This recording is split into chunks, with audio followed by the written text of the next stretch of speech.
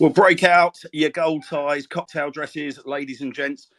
Love it or hate it, transfer deadline day is a buzz for fans of every club, whether they be chasing Champions League glory, restoring enthusiasm after a stalled start, or plugging gaps in obviously sinking ships.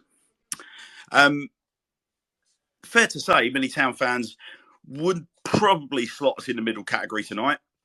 Premier League clubs have already spent a record 1.6 billion on players this summer, going into Thursday's transfer deadline, and that amount is set to rise even further in the closing stages of this window as I speak.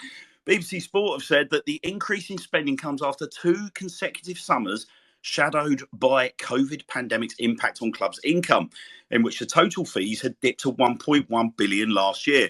Well, more has been spent in summer 2022 than in the last season's summer and winter windows combined. 17 players have so far been signed by Premier League clubs alone, each of them for a reported fee of more than £30 million, which compares to just 8 during the 2021 transfer window. So the key times for us tonight, guys, to keep your eyes open. Football, Premier League and Football League teams is 11 o'clock British Standard Time, British Summer Time, sorry. We've got the Scottish deadline an hour later. In Spain, where Barcelona have been spending money like it's going out of fashion, their deadline is going to be 11 o'clock our time. In France, it's going to be 10 o'clock our time. Italy's window shuts at 7 o'clock, however, so already done. And Germany's deadline's already done as well, so 5 o'clock. Well, there's a big old team delivering a Swindon Town transfer window for you tonight. We are going to be bringing you all the news from my colleague Joe. Ellis is going to be joining us. We've got Max, we've got Archie. We've even got a reporter at the county ground in Mike Yavutz, who's going to be hanging around the car park doing his very, very best attempt to avoid any blue dildos being pushed into his ear. You've got myself here from Sir Tom Broadbent Lounge Towers, and Gabs is going to be joining us as well, who's been keeping a keen eye on all things Meltdown. But it gets even better than that, because we've got celebrity guests on the panel with us tonight. We've got Paul Caddis going to be joining us shortly. Delighted to be introducing Simon Cox. And in about half an hour, Charlie Austin is also going to be popping by.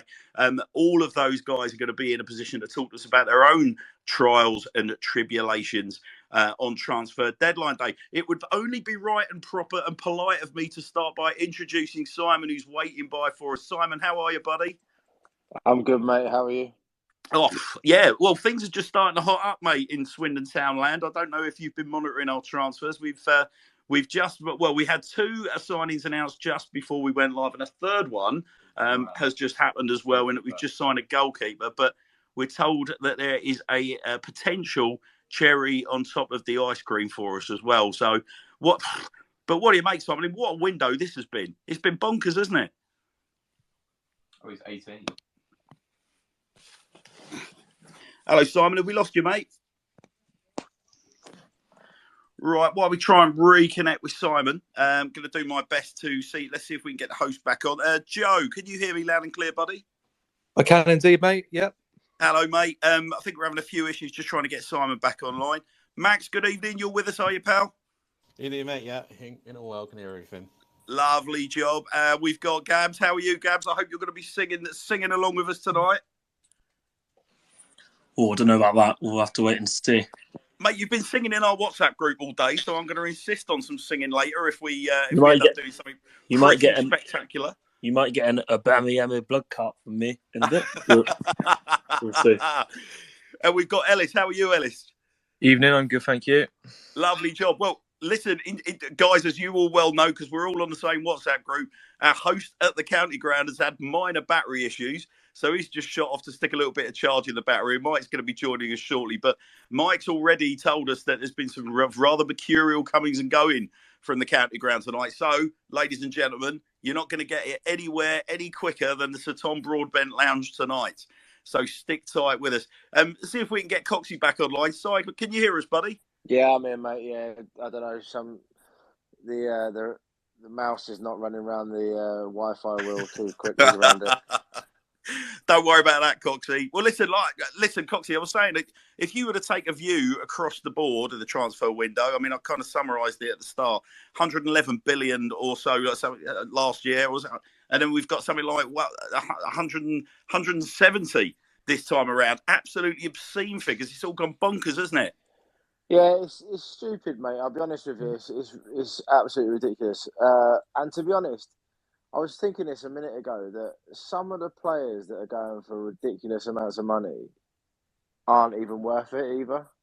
Do you know what I mean? Like, there's clubs are just are paying well over the odds for players right now, and that's because they've got surplus amounts of money sat there waiting to be spent, and it just means that like the selling club is going to be in the driving seat. So it's just gone ridiculous, mate. I'll be honest, and it's something that's obviously everybody likes to see it. It obviously helps the players. You know, you get to demand more wages and everything else, and it obviously helps the selling clubs because they get more money in the door for them to reinvest in whatever they want. But the numbers are just ridiculous. Yeah, and we're sort of stuck as football fans in this current climate, aren't we? Because on one hand, there's nothing more exciting, whether you like it or hate it. There's nothing more exciting than the transfer deadline day with, you know, the hope that your club's going to be out there splashing the cash. But yet, on the other hand, on a human level, I mean, appreciate football's an entertainment business, but then we're also entering into one of the worst financial, if certainly the worst financial sort of backdrop that, you know, in living memory, certainly in my lifetime. And at one point, what was the figure that I quoted? Over 1.6 billion pounds being spent in football alone. You can't escape that moral discussion, can we? As much of I want to try and avoid being a killjoy, but yeah, it makes the figure even more obscene in the current climate, Simon, doesn't it? Yeah, it does. It does, and you know, you can't look at you can't look at everybody else's sort of financial situation. You obviously have to take the Premier League as a sort of separate entity in itself, because of the money that Sky put in, because of how much they sort of charge other TV stations to broadcast the games. They're able to distribute that money down the football pyramid. Obviously, they give the Premier League the amounts of money that they do, and that's why bringing in people like with Man City having countries and states own them, it allows them to then go out and spend loads of money. Chelsea have obviously bought in an American consortium who own the LA Dodgers. So these are the things that are just now going to be the norm now.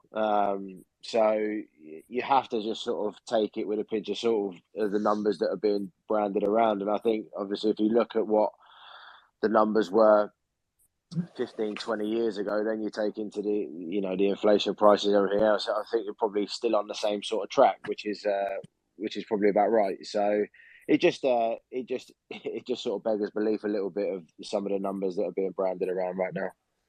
And Simon, you're one of your old clubs, Nottingham Forest. It's been an interesting week, hasn't it? In that Scott Parker's lost his job at Bournemouth, and was crying out for a few coins to rub together in comparative levels to what Forest are splashing about. And a Greek shipping magnate of Forest has pretty much reinvented the entire playing staff. I mean, that must be mind-boggling for you, a club that obviously you know so well. That must be mind-boggling watching him doing what he's doing to keep, to have a shot at staying up. I hate what he's doing. I really do. I absolutely despise it because he's basically gone out and bought 22 new players. And I understand that he's gone, they had 5 or 8 loan players last year and they had to replace them. I get that. I understand that. And that means they've still gone out and bought in like 14, 15 players. And that's just ridiculous. Do you know what I mean? Like, because some of the players that they're signing aren't even going to play. Plus, you've also got the lads in that who are still at the football club from last year, who done really well, got them promoted, everything else. Not even going to get a chance, And I sometimes look at it and think, at least, and I know it's not a sort of fairy tale ending, but at least with Bournemouth, a lot of their players are being given a chance to play, whether they're good enough or not good enough. that's fine, and they will end up having to spend probably in January, depending on what their club ethos is for this year and whether they want to stay up or don't. But Forest have just basically gone, the owners using the money that he generates from Olympiacos, the 100 million you get from getting promoted, and he's basically just gone out and gone, I'm going to get everybody. Yeah. And he has done that as well, hasn't he? Quite Yeah, literally. he has, yeah. Well, look, I'll try. Simon, I don't know how close you've been watching as moves have been unfolding at the county ground today, but as we speak, well, at the start of the day, there was a lot of talk that Swindon Town are in desperate need of a new striker. All the gossip has been Harry McCurdy to Hibs. And by all accounts, if the reports to be believed, Harry McCurdy's been up in Edinburgh today. We don't know. That's all speculation. We've just confirmed, like I say, an Irish under 19 goalkeeper. We've also confirmed a former Aston Villa starlet who was out at Paphos in Cyprus, a lad called Rashawn Hepburn-Murphy. And we've also signed one of Jose Mourinho's former protégés from Spurs and from his time at Chelsea, and Marcel Livinier, who's a right back. But I'll take you're really interested in having a conversation with you, Simon, about the circumstances around Mr. McCurdy, because as things stand, Harry's still not left the county ground. Obviously, we all know him to be a complex character, scores a lot of goals. The goals are always going to make you sought after. But he sort of carries a certain level of baggage around with him as well. The big question, Simon, is if you were in the manager's hot seat at the county ground, would he be a player you'd be looking to cash in on at this stage of the season? Or is he somebody you'd be holding on to for grim life? What would you rather do? Well, first and foremost, I would be looking at if he was to leave, if his desire was to leave and go up to Scotland and play up there with Hibs, I wouldn't be letting him leave unless I knew I was able to sort of spend that money on getting somebody else in. And he wouldn't be leaving my site until his replacement through the door. Obviously, you have to then understand his desire, because if he wants to leave, then sometimes there's no point in having someone who doesn't want to be at your football club. So there's sort of two or three things I would look at, really. His desire, obviously, whether you are able to spend the money or not. And if you are, then don't let him leave until you've basically spent the money. And if you're not able to let him go, then don't let him go.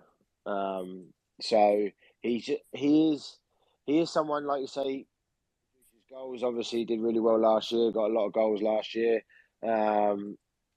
He was obviously unfortunate with his penalty miss in the Port Vale semi-final. So, but I just think that goal scorers are always going to be the focal point of transfer deadline days, and I'd find it a bit of a strange move for him to go up there. Again, like I say, if his desire is to move up there and go up there and test himself, then yeah, I guess that's sort of as long as you've got bodies in the building before he leaves, then I think you'll be fine. From your looking back over your career, Simon, you had a long and illustrious career. You operated at multiple levels. Obviously, played overseas as well. Played international football. Had you ever played with a character that would be sort of akin to Harry McCurdy? And if so, what what sort of an impression do they actually have? Like these sort of maverick footballers, what sort of impact do they actually have in the dressing room? Is there anyone that you could compare? Well, I had Niall Ranger, and obviously Swindon have had Niall Ranger as well. Yeah. And he comes with lots of baggage. In that sense, where his timekeeping's a little bit off, and obviously his personal life is a little bit all over the place compared to what you probably should be living as a professional footballer. So you have to come up with answers for people like him, and not always are you going to get it right. But then you're going to get people who believe that they are, the dog's bollocks, and they want to be the one who comes in late every day and leaves early every day, but as long as they do the business for you. I think of people like Adel Taarabt at QPR, and by all accounts, I mean, I know a lot of people who played with him. He basically didn't train, and Harry Redknapp allowed him to get away with absolute murder. But because he was producing absolute gold dust on a weekend, he Yeah. got away with it. So it's in those sort of circumstances, as long as I wouldn't like that as a manager. I wouldn't have those people in my team because I just don't think you can trust them enough, especially if they're not producing for you. Then all of a sudden it's everybody's out to out for blood against them. So there are times you can get away with it, but not all the time. Right, you are. Well, look, Simon, as we've been speaking, just had my attention drawn to, is that a confirmation of Sutton United announcing that they're about to make a signing, and the rumour was we're going to lose Wardy to them. So Lewis Ward, Ward. Simon, Lewis Ward. It's looking like Lewis Ward is about to be announced In about 5 minutes at Gander Green Lane down at Sutton. I mean, Simon, it's an interesting one what you're saying about going back to Harry McCurdy, because we'll do a quick straw poll of the guys that are on my panel here tonight.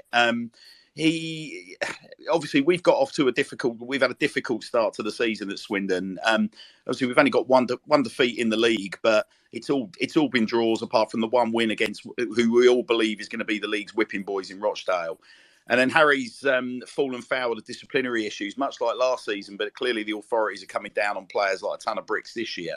And they've not, been very, very quick to dish out both a ban and then extend his ban after he was found guilty of soiling a referee's suit, shall we say, or dressing room with a protein drink. Yeah. After he's sending off against Salford. So it was obviously last season when he was banging the goals in. There were rumours that he's obviously his behaviour, his conduct is a little bit different, maybe along the lines of some of the players that you've described.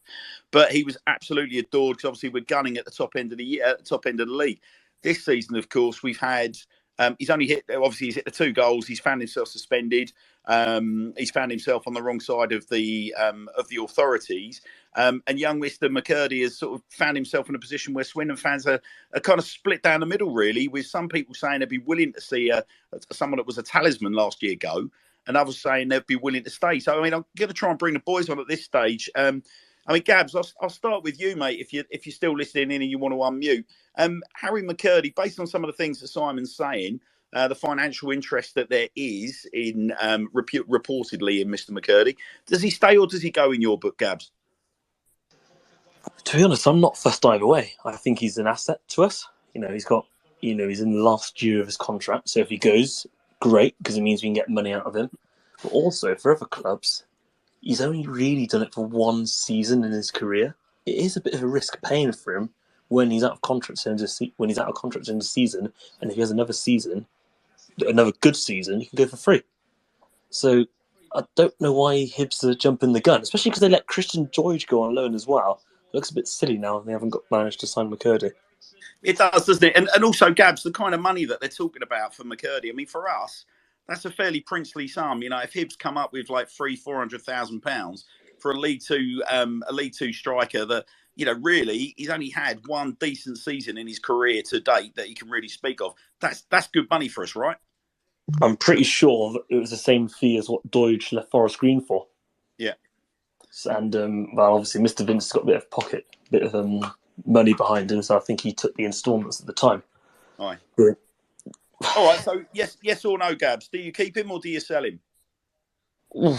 So I'm going to get a sore bum on the fence here, because I could see perks of keeping him, especially if this signing who he thinks coming in is coming in. I think they can link up very well. But on the other hand, once January comes around, a few months left of his contract, I wouldn't say get rid, but I dangle the carrot for other clubs to buy him. Right, you are. All right, Arch, how about you? Do we keep him? Hello. Do we keep him or do we let him go? I mean, at the start of kind of today, the thoughts were I'd quite like to keep him. But then again, the rumours obviously started coming out of like the price tag we were being offered for him, and then obviously the rumours of players coming in. as replacements, and it's kind of for what it's worth, especially with the fact, like, if we're bringing in a player that could potentially replace a good portion of the goals that McCurdy would give, especially with the way that Jacob Wakeling has kicked off this this season.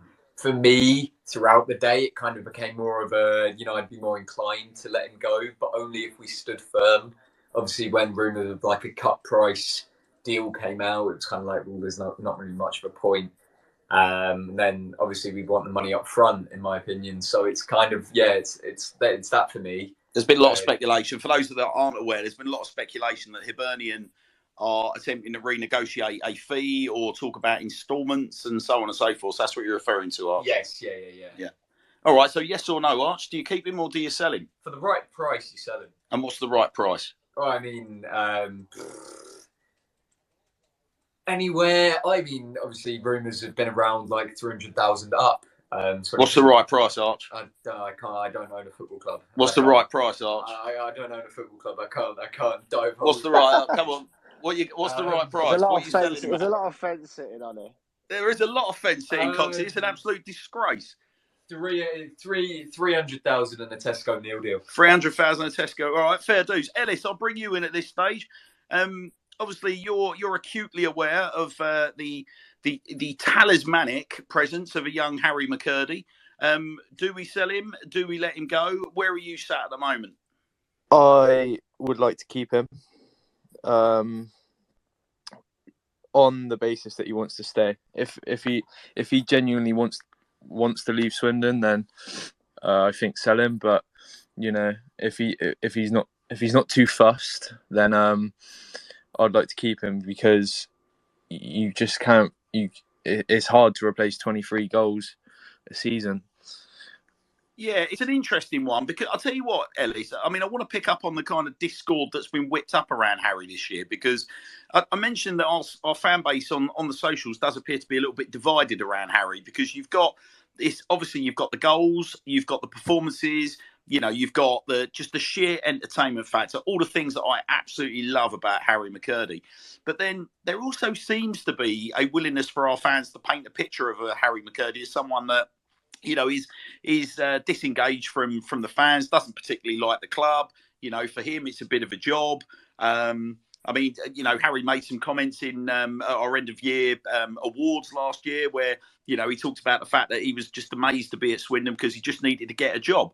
But I mean, those were said clearly, sort of firmly tongue in cheek, but people seize on that sort of narrative, don't they? And sort of, make up their own thoughts as to whether or not he's happy to be here. So Simon, I wanted, based on what I'm just saying, I want to get your opinion as an ex-pro, very recent ex-pro. During your career, were there lads that you played with that didn't have that love for football or didn't have a love for the fans, where it was just a job for them? Yeah, loads. Loads, I'll be honest. Yeah, there was. The thing is, a lot of players see the job, or see football as a job. They do. That's what they do. Some see it as their be all and end all,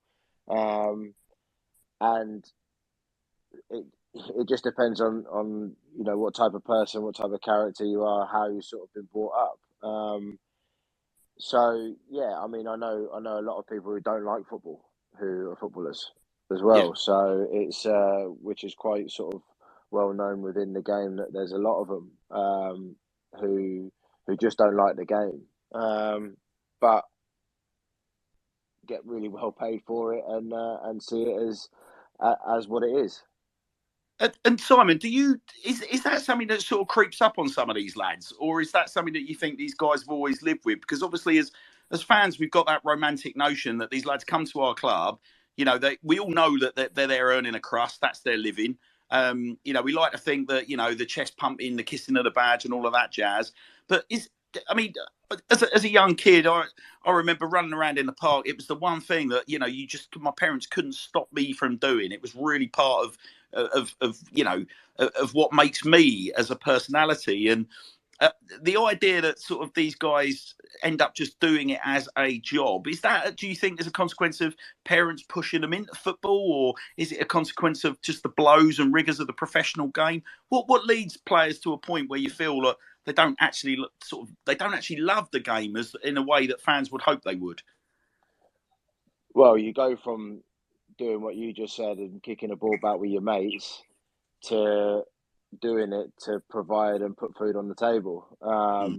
And the difference between doing it with your mates, nobody across any social media platform or any media platform at all is giving you umpteens amount of stick or liking you and loving you for a certain period, and then if it goes particularly wrong for one reason or another, then they're giving you loads of stick. So that's probably why people then turn around to at football clubs or at a stage of their career and just go, do you know what? It's now just about signing for as long as possible, putting as much money in and as much food on the table as I possibly can, giving a lifestyle for my family, and whatever happens outside of it, I'm not really that bothered. And there's probably a lot of people who sort of get to that stage quite quickly now, I guess, in football. Yeah, understood. So, I mean, Ellis, just sort of going back to you, buddy, and bringing you back online, hearing what Simon's had to say about himself, about sort of, certain footballers such like, does that affect your thinking? I mean, but that it would be wrong of me to just naturally assume that that's where Harry's head's at this stage of his career. But I mean, I paint a picture of a lad that obviously Chelsea season ticket holder.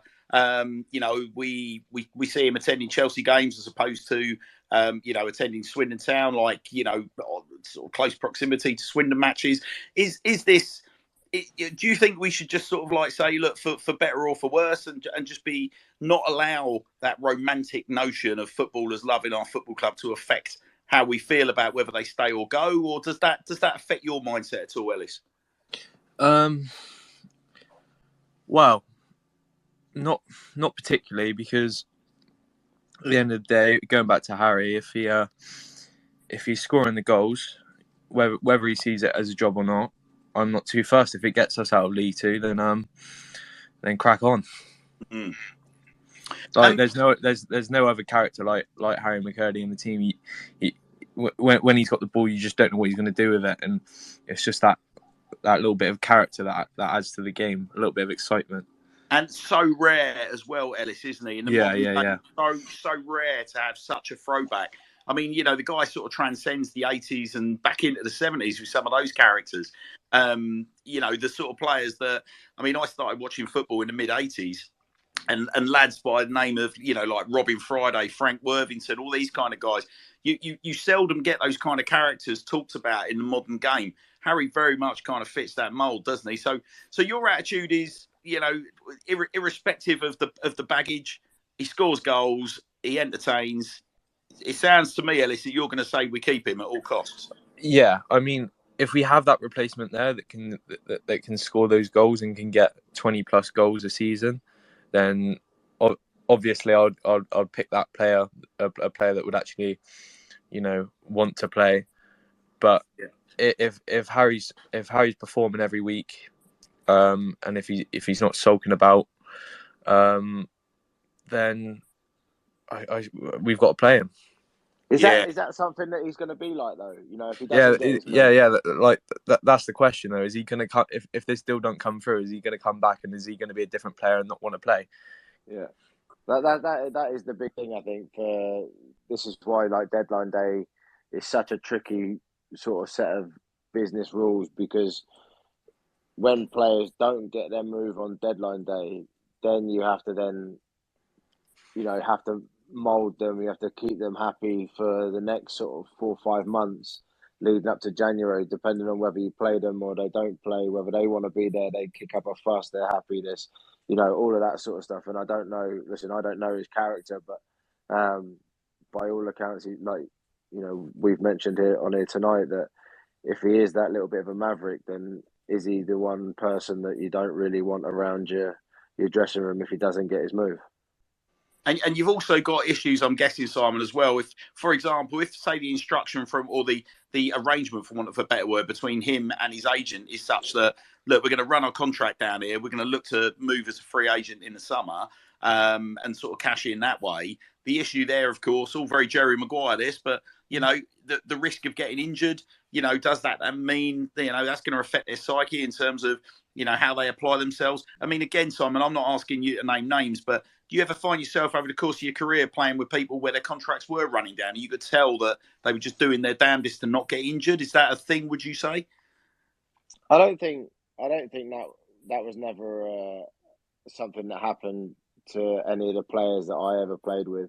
A lot of players that I played with would run their contracts down purely and simply because it's financially better for them. But I would never see them, you know, pulling out of tackles or not putting themselves up for selection because they thought they would get injured. Because, you know, if you spend 4 or 5 months, 6 months of not playing, then all of a sudden the clubs and that you're not, the clubs and that were meant to be interested in you probably aren't interested in you. So it makes it a little bit hard for players to not put themselves up for selection. I mean, it's a very, very interesting one with Swindon Town in mind, Simon. I mean, moving away from Harry McCurdy, Tyree Simpson obviously played for us last season. He was on loan for half of the season, was well on track for having a 20-goal season, and Ipswich have essentially recalled him at the turn of the year, and he's gone back and basically sat in the stiffs. And he's ended up, it's worked for him. He's ended up sort of getting himself an absolutely amazing transfer to Huddersfield, despite the fact he's hardly kicked a ball since April. So I guess it is a little bit swings and roundabouts, isn't it? Do you feel like clubs will always tend to go, well, look, class is permanent, or take a punt on a young lad like Tyrese, who's clearly got loads of ability, and say, look, his fitness will always come back? I mean, that was, you know, I think for most Swindon fans, the reason I'm talking about Tyrese, we were all hoping we were going to end up seeing him back at the club. He's ended up getting a jump up 2 divisions, and as you say, off to Huddersfield he goes. Yeah, I think I watched a couple of games and watched him play, and big, strong centre forward hold up play was okay. You know, I could see him doing well. Obviously, Ipswich are bringing in loads of players this summer, especially in his position. So because they don't want to be in League One for much longer, they want to be back up in the Championship. So they've basically sort of brought in players in his position, moved him on. The fact that he's ended up getting a move into the Championship, I think, is a little bit strange. But obviously, the owner and the manager of Huddersfield have obviously seen something that they're willing to whether it's part money or whether he's gone on a free, I don't know. But they've obviously seen something in him that they think he can add value to. So it can work out that way. Some people, it's not lucky, but some people get a bit fortunate in that situation, and some don't, and he's you know, reaped the rewards of that. So, Simon, you've obviously been in the position where you've had a move on transfer deadline day. You made your move from Reading to Swindon Town on deadline day. Particularly stressful transfers for you at the time, or was it just one of those things that it just happened to be that date? You know, what was the sort of story behind that move? Do you recall? I appreciate we're going back a while. Yeah. No, because obviously I was there on loan, wasn't I? And then signed, and I remember Maurice Malpass phoning me, and he was telling me, you know, going through the deal with me and everything else, and how the deal was going to be structured, and all of this sort of stuff. And then I was on my way down, and I had Northampton phoning me as well, and I remember being in the car park, and I was on the phone to Northampton, and it was all a little bit like, you know, the love and the fact that I had played at Swindon made me want to stay, because I had the rapport, I had, you know, the connection with the players and the owners and the fans and stuff, and it was one of those where that was what brought me over the line. the deals were pretty similar, so it it wasn't as if like one was offering me X and one was offering me Y. They were pretty much the same deal. So it wasn't. I wasn't late in the day either. So it wasn't as if like it wasn't as if like I was at the 11th hour. I was done pretty quickly, which was quite nice. Yeah, gotcha. Well, all right, Joe, bring you back in at this stage, fella. We'll dip back into the Harry McCurdy situation. I think so far we've got an Ellis saying a keep. I pretty much think we've got Gab saying we've got a keep. Archie saying, well, you're only going to let him go if we're getting mega bucks. Where's your head at, mate? Because as we still speak, there is still no word from Edinburgh or otherwise about Harry McCurdy. What are your thoughts? To be honest, mate, at the start of the day, I was probably in the sell camp. Obviously, Harry was amazing for us last season. He's a bit of a cult hero at the town, and I don't think that will ever change. But if the rumoured incoming that we're getting to replace him is coming in, I think he works perfectly with Jake Wakelin. And as we touched on earlier on, Harry's the type of person that I think he can get into a rut quite easily. I'm not sure we've seen it at Swindon just yet, but we've seen it at former clubs where he's got himself into a rut. He gets into a mood and he's just not the same player. He turns a bit toxic, if you like, historically. So, yeah, at the start of the day, I'd have been full on, sell him. Now, if I'm being completely honest, I don't want us to sell him to Hibs because Hibs have just pissed us around. I'd find it quite funny if we sold him to Hearts for a cut price fee. So, yes or no, Joe? Sell. At the minute, sell, but just not to Hibs. Find someone else. Yeah, sell, but not to Hibs. Max, I'll bring you in then, buddy.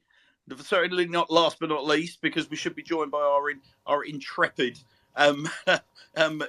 Michael from the county ground shortly. But where's your head at, buddy? Keep. Just there's going to be goals there, and we just got to get out of this league. I know that like the numbers being placed table are good, but you'll get that money just from away fan gate receipts in League One. I think the longer we stay in this league, that money's going to do us not a lot of good, because it's all well and good having like a decent chunk of money, but it's whether you can attract decent enough players to be able to spend it. Do you think he'll be the same player, Max, though? Do you think he'll come back? And obviously, we made him travel up to Edinburgh today to go and have a medical. He's probably, well, we don't know what the contract was, but you'd assume he's earning more money at Hibs, or supposedly was meant to. Is he going to be the same player? Is he going to come back and be the Harry McCurdy of last year? Or is he going to be a bit pissed off and off? I feel like his agent will be having the words with him that, right, you've got to knuckle down and just have a good season now, because he'll make more money on the open market if he does go on a free in the summer. So yeah, if this move falls through, I think in terms of money he will probably end up getting more. But obviously, if he does slump around, I don't think he can afford to have to slump and sulk around. I think he's got to knuckle down and put himself in the shop window for the free agent market. Yeah, I think town fans have got to gab around him as well, haven't we? Obviously on Saturday, seeing his name plays a big part.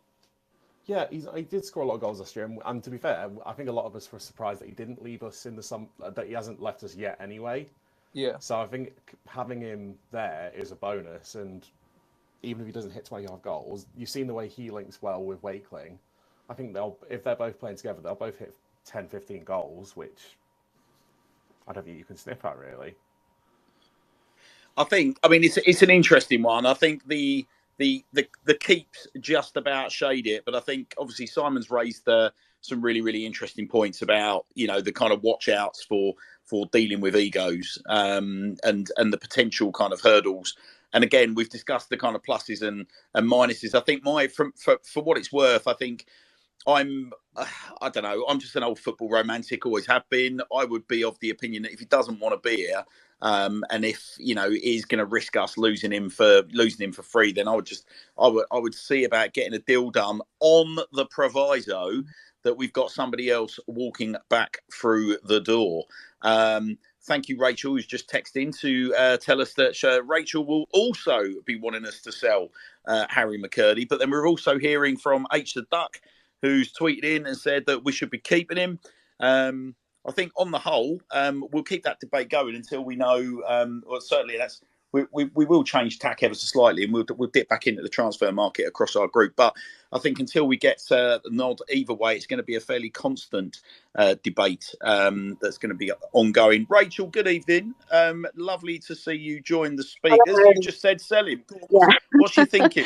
Yeah, I just think he's too much out for himself now. I think, he thought he was going, so his heart would have been gone, really.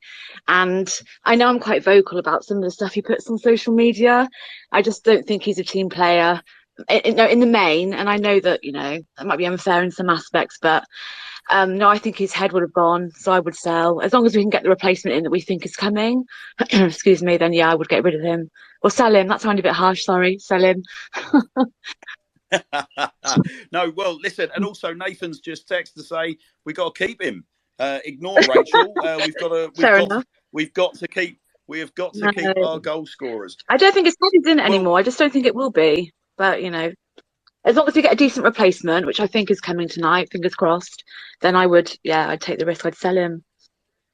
Well, Rachel, I'll tell you, I'll just put another thing to you. And again, like Simon, please feel free to sort of, add your thoughts to this. But we don't tend, in terms of sort of maverick skills and, and whatnot, we don't tend to have a huge amount to cheer about in League Two, Rachel, do we? So is this a little bit of, we're a bit entitled or maybe a little bit spoiled at Swindon Town, that we're not willing to accept that we've really got a kind of precious jewel here. Do you think he's someone that in 6 months' time we'll look back and go, Carl, like, what were we thinking? How do you feel about that, Rachel? Like, do you just think at the end of the day, listen, we need to just realise we're in League Two. We are lucky to have a player that brings what Harry brings to the table in League Two. So let's just make the most of it. Yeah, and he has been a joy to watch, hasn't he? In some instances, I'm not saying he hasn't, but for me, he's just out for himself too much now. I think he will be. I think, thinking that he was going today to try and bring that back with Zachary perhaps will be quite hard to do. And he's had one proven season, hasn't he? So it's quite hard to say whether, how this season will go. But just for me, it's just personal opinion. I would sell. You would say, well, Kevin's also agreeing with you on Twitter. Kevin's also saying sell him. Tom's making a very, very interesting point. Tom says, it makes me laugh how many fans talk about players as if they know them personally. And I guess that's kind of to the point, Simon, that I was saying to you, isn't it? Like, as football fans, we become attached to players based on what we see on the pitch, like the score, the wonderful moments of skill, like wonderful goals, etc. There is that adage. I was told, I was very, very lucky. I worked in football for a good period of my professional career. And someone said to me right at the start of my football career, like, be careful what you wish for, never meet your heroes. And it's amazing how many people that I thought would end up being really, really lovely people based on things I'd seen on the pitch ended up being absolute rotters to talk to. I'm sure you'll know exactly what I'm talking about. I hope you're not putting me in that category. No, quite the opposite, I assure you. Nah, you're right, though. Pick up something that Rachel was saying there, though. I think, like, what, in terms of selling him, I think there's two ways of looking at it. If you sell him now and you get 300 grand and you get a replacement in the door, you've made yourself 300 grand, and you've obviously got someone who potentially could come in and score you goals as well. You wait 4 or 5 months till January and he's not done really well, and then you try to sell him there, and then all of a sudden you're looking at someone either not wanting to buy him, or if you're buying him for a lot less money than 300 if you can get 300 for him. Yeah. If he kicks up a fuss and he doesn't do well and he leaves on at the end of the season on a free, then you could have sold him for 300 or a little bit more, a little bit less in January, and he didn't do well because he wasn't happy that he stayed, and he should have signed in on deadline day to Hibs. So it can work a lot of ways in that sense. I would be, and what you say about being a romantic, in terms of football, you do get fans, and rightly so. It's what football's all about. You like the idea of seeing the goals go in, and people putting their bodies on the line, and the pumping of the chest and all that sort of stuff, and you fall in love with players because they want to represent your football club, well and properly. The fact is that especially the lower level you go down, every football club, and to be fair, even some clubs in the Premier League, every club is a selling club. because ultimately, if somebody comes in for one of your players with an amount that your owner or your chairman or your manager deems to be acceptable, all of a sudden that player's out the door. So regardless of how loved by the fans or adored by the fans or hated by the fans that person is. So you just get, that's just the way that football and the pyramid of football works. And unfortunately, people in the door one minute and out the door the next, and that's just the way that, like I say, football works. That's the way the cookie crumbles. Well, look, Philip Skeets. Hello, Philip. Good evening to you. Philip's also saying, I agree with Rachel. Sell him. I think he's a liability and he's going to cost us games with his discipline. Kind of ties into what we were talking about earlier with, what sort of state is his head going to be in. But I think irrespective, that's always going to be a constant with Harry McCurdy. That I think we've seen games where you're kind of hoping, having just come back from sort of disciplinary issues, he'll have his head down, he'll be knuckling down, getting on with it. But straight away we see him, like he normally is, that waspish, straight in the ear of the referee. So it's a very interesting point, Philip. I think all I would layer into that, of course, is the fact that the professional games referees organisation have said that this year is going to be a big year for tackling ill discipline with players, and I do think that's probably got something to do with the fact that Harry was jumped on from the get-go. But thank you, Philip, for that contribution. Glenn Richards has said, keep him. 23 goals is a lot to replace. I mean, I think that's the thing, isn't it? At the end of that, that's what we all seem to be saying. Certainly, everyone in the keep him camp. Brass tacks are, we've got a guy here, go out, he's going to knock in, he will, you would imagine he's going to be hitting 20 plus goals this season. And that is, as we have found, certainly to our detriment so far in the transfer window, very, very hard to find someone that's going to be capable of scoring 20 plus goals. So Glenn, thank you for that, mate. An observation that we seem to be sort of fairly consistent in hearing and indeed making. Louis saying, surely if a rumoured player does come and McCurdy stays, then our front three could be seen as equal to last season and actually could be better. Just the thought. I don't know, Simon, whether you've seen much by way of rumour, but one of the players that is being heavily linked to Swindon Town, and we're all hoping that we're going to be getting some sort of announcement imminently, is Luke Jephcott, Welsh under-21 international from Plymouth Argyle, who certainly oppressed against us in the past. Do you know much about Luke Jephcott, Simon? Is he someone you've ever come across? I haven't, no. But I'd be interested if you are to keep McCurdy and he comes in, then that could be quite interesting. Yeah, so he's certainly got pedigree. I'll tell you what we'll do. Delighted to confirm that Mike has now been able to join us. Hopefully, Mike's managed to find his way back to the county ground. Mike, can you hear us loud and clear? I can hear you guys. Can you hear me well? Yeah, very well. So where are you, buddy? You outside the ground?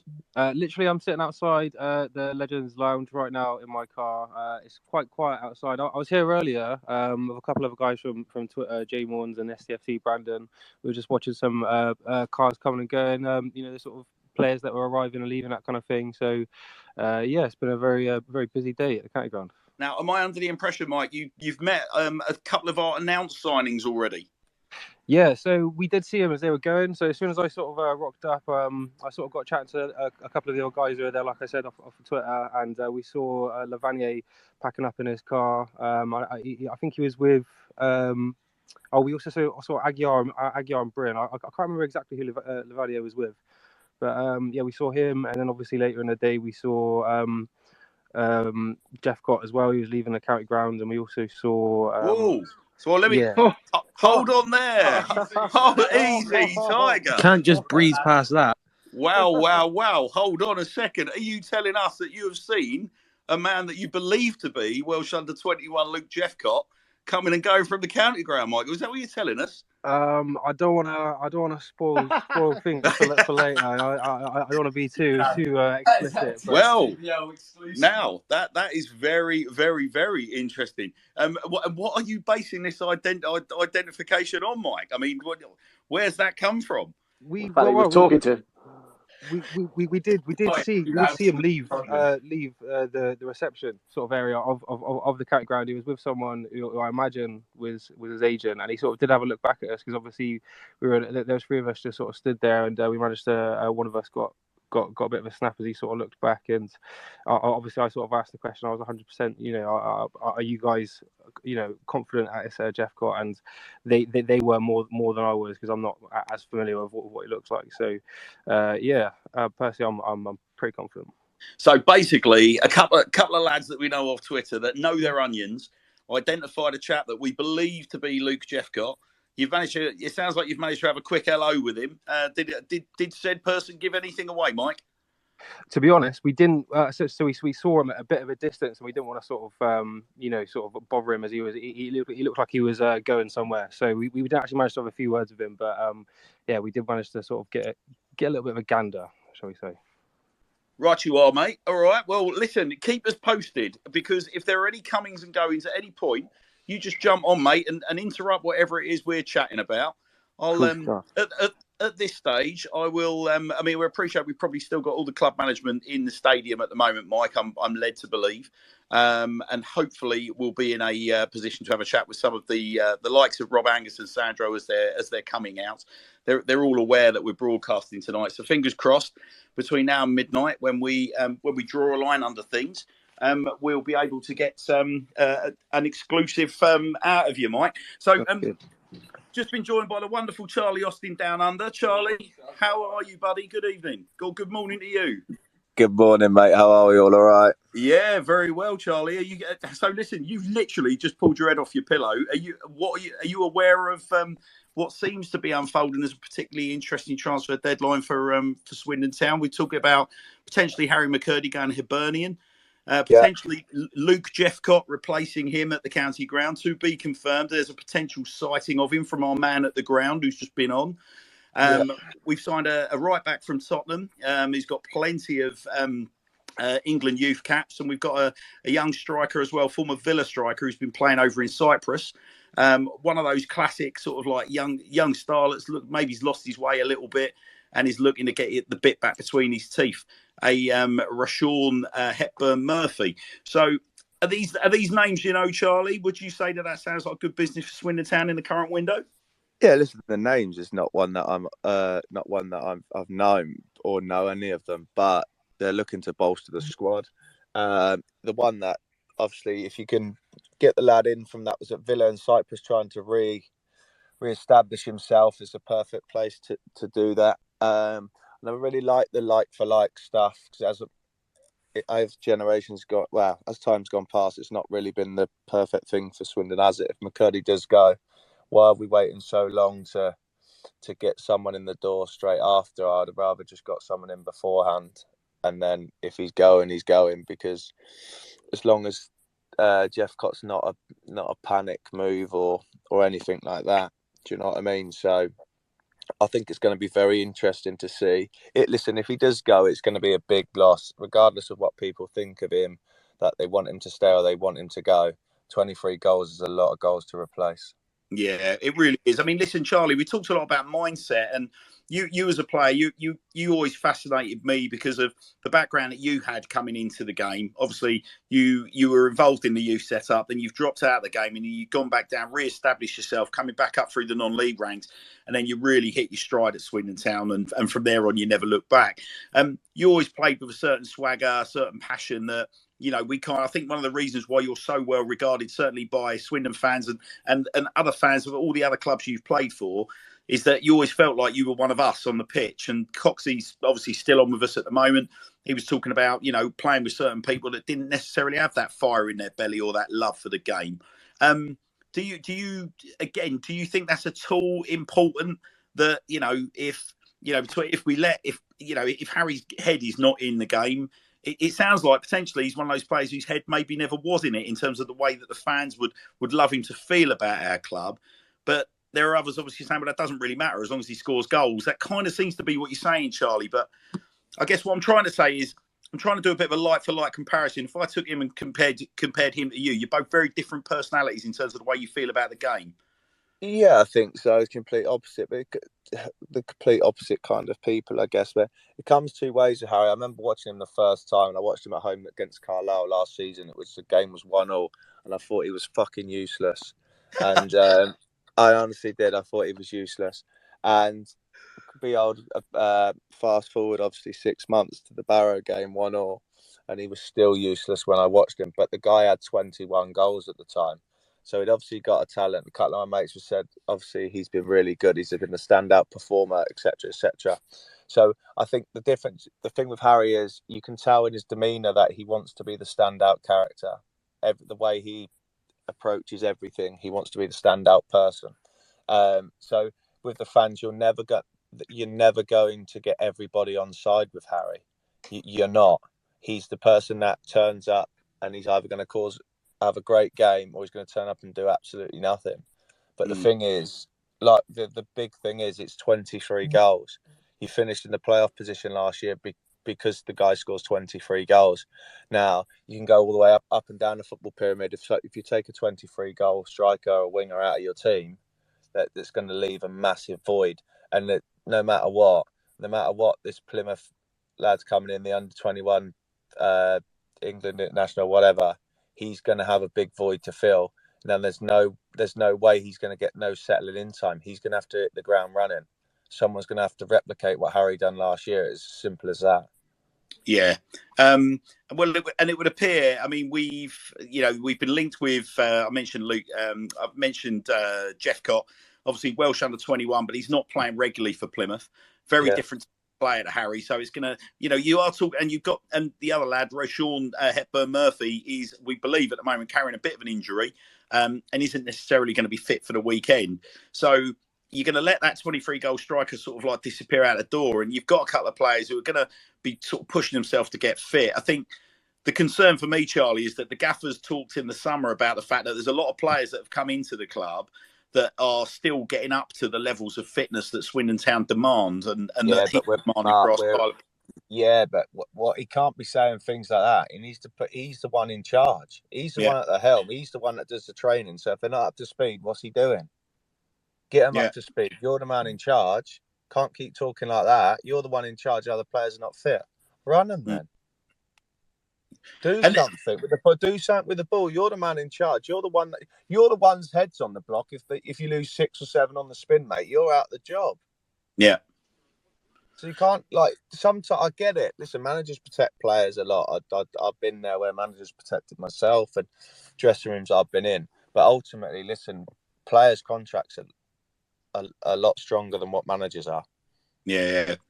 Well, so stepping away from Swindon, Charlie, and again, Simon, I'll bring you in as well at this stage. I mean, who's looking across the window so far? What are the transfers that have really, really caught your eye? I mean, there are obvious ones. Haaland, what a signing that's proving to be, by the way. And I know that a lot of the finance that wasn't tied up in the actual sort of, the signing, the actual transfer fee is tied. He's got a gargantuan wage packet reportedly. But what are the signings that are kind of breaking, that really catching you? Are you impressed with Anthony, for example, Charlie? £82 million? No, you can't pay that money for. Listen, it's that you pay him for a name. I think. Listen, he's done it in Ajax, but it's a big step up for Udinese to come to the Premier League. It really is. Listen, he might turn up and be a wonder kid for Manchester United, but for me, it's a lot of money. The Haaland deal. Listen, you can talk about players' wages, but the guy's phenomenal. He can demand what he likes. He's come to the Premier League, played 5 games, got 9 goals. It just shows that. The one I was surprised was that Liverpool let Mane go early on in the window. I think that's a big loss. We've gone about Harry leaving the 23 goals. Liverpool have got a big void to fill without having Mane in the team. There's a lot of goals that's got to go. Get back in. Nunes has got to start that. But then you've got to look at Newcastle. Newcastle got unlimited checkbook, and they've spent wisely. They haven't gone mad and gone and bought name after name after name. They've gone and got players that's right for the football club at this time. So you have to look at it like that. And then you have Arsenal. I think the best thing to happen to Arsenal was that documentary come out, because ever since then they've absolutely gone on. They've just gone on and gone on. And I think if anything, looking at football, when people sack managers or managers leave their jobs, I think the way Arsenal have backed Mikel Arteta, and it's been a process, they're actually reaping the benefits. You can have managers in after about 6-7 months, it's not going the right way, and they get the chop. Well, they've not put their print on the dressing room. That's what Man United have done. Yeah, haven't they? Yeah. Man United have done that for the last 5 years. They don't theoretically do what they've said they're going to do, or win challenge for the title of the Premier League, and then they get out the door. That's it. Yeah. Whereas at least with Arsenal, they've decided, he's our guy. He's the one we're going to back. This, we can see what he's trying to do and who he's trying to recruit, and we like it. We're going to go younger. We're going to get rid of, what he thinks was a bad egg in Aubameyang, and we're going to bring in somebody who he knows well in the summer window in Jesus, who's obviously reaping the benefits of being the main man and the main number 9. So it's a big sign in there. So, I mean, Charlie, what do you think of Nunez? I'm not having him at all. I think spending, whatever, was it 75, 85 million Yeah, on it's him? a lot of money, so it's a lot of money. I see him, mate. I think he's erratic in front of goal. I think, Yeah. I'm not. Even before he got sent off, he's missed 3 good chances Yeah, in the game. yeah. And when you're playing for Liverpool or Man City, they've got to go in do you know what I mean? And then he just shows his petulance when he gets sent off. The naivety of that to happen. You're watching as a Liverpool fan, you're watching as a football fan, you're thinking, do you know what? He's got to get in line a bit sharpish here, or this is going to happen again and again. Because I'll be honest with you, if same with you, Cotsy, if you was playing against him, you'd be getting straight after him as soon as he's back. Yeah, I'd be speaking to me centre halves and be like, down this toe, give him little pinches and things, little digs in the back and everything else, because he's going to be that hothead. So all of a sudden you get in and around him. That's it. He's not focused on the game anymore. He's worried about getting one over on your centre half, and that's your deal done then for your centre half, isn't it? Yeah. Boys, you mentioned Newcastle. Charlie, you said about Newcastle. I've said my language earlier the day in a tweet was that for me, Newcastle are actually approaching this window in a very, very sensible manner. Maybe surprising, given that they've got essentially unlimited funds. And I mean, it's testament to Eddie Howe, isn't it, really, that he appears to be kind of building the squad. You used the phrase, I think, buying the right players for this moment in time for the club. I mean, what are the risks in your mind, Charlie? If Eddie Howe just went out blank checkbook and, for example, just let's say he had blown City out of the water and got Haaland, but then got Mane, and think of every single big signing that's coming in this window. Like Newcastle are in a position where they could just do that. What is the big risk there, even if they bring in the absolute cream? One thing they can't do is buy Champions League football, and that's what all the top boys want to play in, is Champions League football. So that's one thing that puts them on the back burner. So then they have to pay over the odds for players to come in. But then you remember you're going to Newcastle, where it's not the warmest, it's not the brightest, etc. Do you know what I mean? You have a couple of days, you get a couple of the international players come across and they don't settle in. That's the problem you have. You've got to get lads that come across and they've got to settle in straight away, because if they don't, they're behind the 8 ball from the get go. And listen, like I said, they've got an unlimited checkbook and they're buying the signings at the moment that they need to progress to the next stage. And I think it's credit to the board at Newcastle, but also credit to Eddie Howe, because let me tell you, if he hadn't started the way he had, or had the turnaround second half of last season, he wouldn't have been in the job. But he's done a phenomenal job so far with them, and he seems to be there backing him, and he's taking the right steps going forward. So what, Charlie, we've got to talk about right steps going forward. You put a couple of right steps in place earlier in the week, mate. Getting yourself off the mark down under. How did that feel, mate? I mean, clearly, with all due respect to the Australian game, it was only a matter of time, surely. You must have been supremely confident that was just going to happen. But nice to get off the mark nonetheless. And obviously, putting Adelaide to the sword as well. No, they're not, certainly no idiots. And you guys progress in the cup. But so congrats first and foremost. Tell us a bit about the game and the goal, mate. Listen, we started off quite well, actually. First 20 minutes, we was in their faces. We could have been 2 or 3 up, to be honest. And Joe O'Shea scored from outside the box. It was a great strike, and listen, we deserved the lead. And then we had a corner from the right. I just timed my run across the man front post and scored. Listen, I should have scored in the game before, but I never did. I felt like I'm getting fitter now. Listen, I'm not being funny. I spoke to Coxie when we played in the Legends games before we came over, and he just said it's so hot. But it's like 27 degrees or whatever in the day, and they're telling me it's winter time and it's going to get into that 30s and stuff like that. So God knows what's getting. But I feel like I'm getting fitter now, a lot fitter. So it helps. and I know how to play, obviously, so it kind of gives me the advantage. And it's weird over here, like the Australian way, the way they're coached. I think there's no right or wrong way. Obviously, when you're getting coached, it all then becomes into game management stuff. But these guys just want to play out from the back and don't really like a lot of physical contact.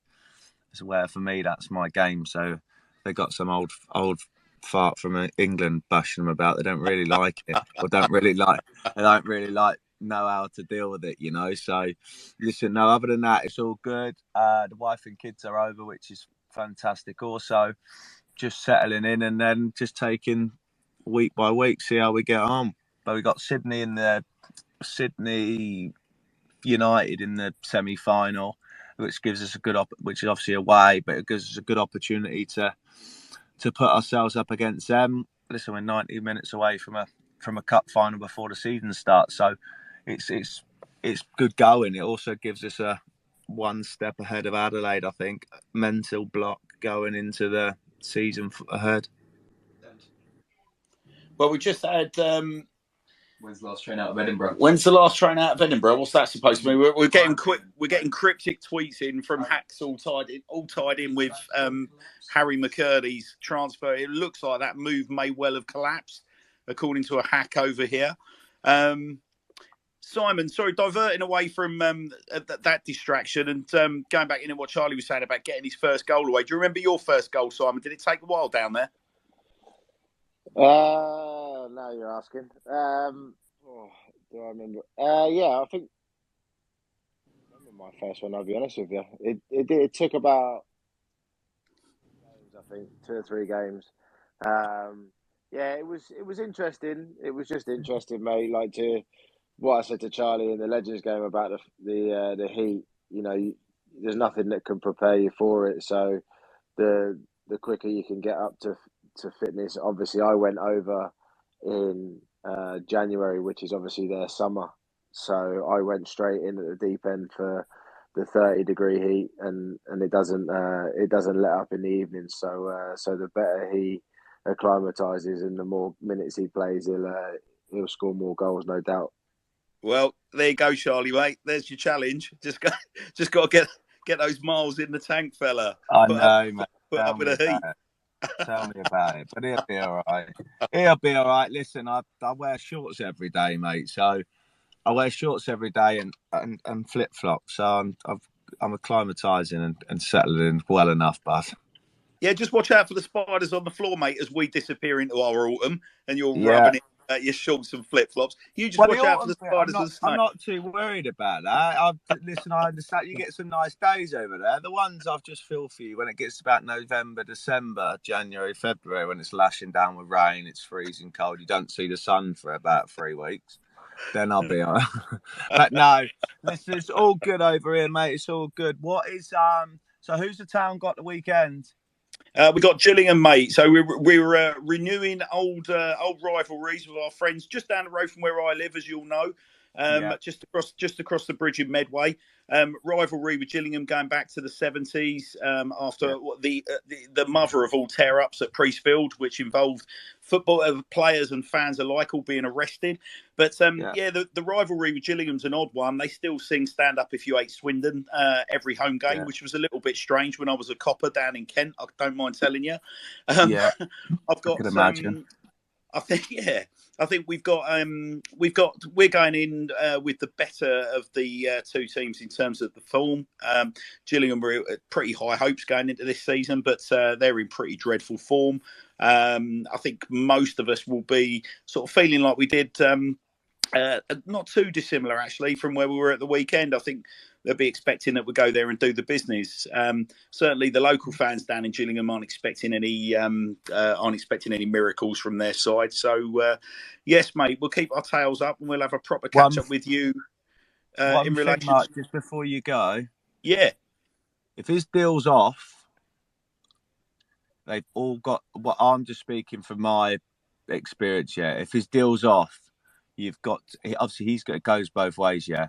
But you, as fans and as football fans, hopefully he reacts in a way where he just gets his head down. But the town fans have got to get behind him and show him as much love as possible. For every footballer wants to be loved, but when his deal doesn't work, it don't work. He's got a job to do for Swindon, but let me tell you, it'd be much easier for both parties if you just move forward and got behind him. And listen, if Harry McCurdy stays, it's a good thing for Swindon in the long haul. It really is. At least till January, it's a massive thing. So all I can say is, listen, everybody just get behind him, back him, and if he does stay, look, he'll produce the goals. He really will. But if he goes, then listen, that's it, and the book's closed. But if he stays, everybody's got to get behind him.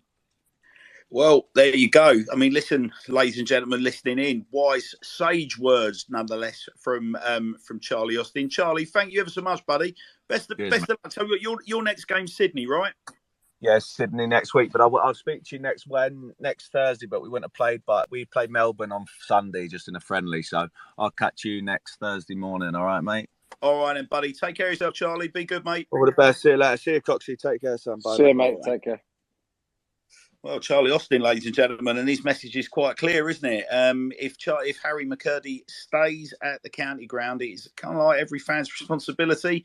I think I'm not quoting him verbatim, but just get behind the boy, because it's clearly a good thing. I'll bring some of. So there's been a few developments at the ground. I'll bring Michael back in. Michael, you're outside the county ground at the moment, reporting live for us, and there's been a bit of movement.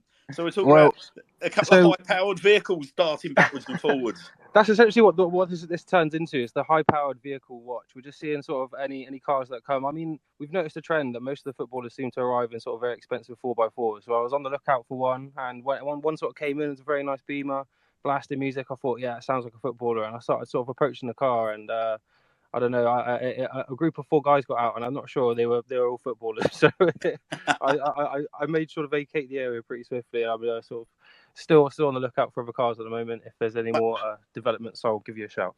Right, mate. I want torches in faces. Like we come on, mate. Dig in.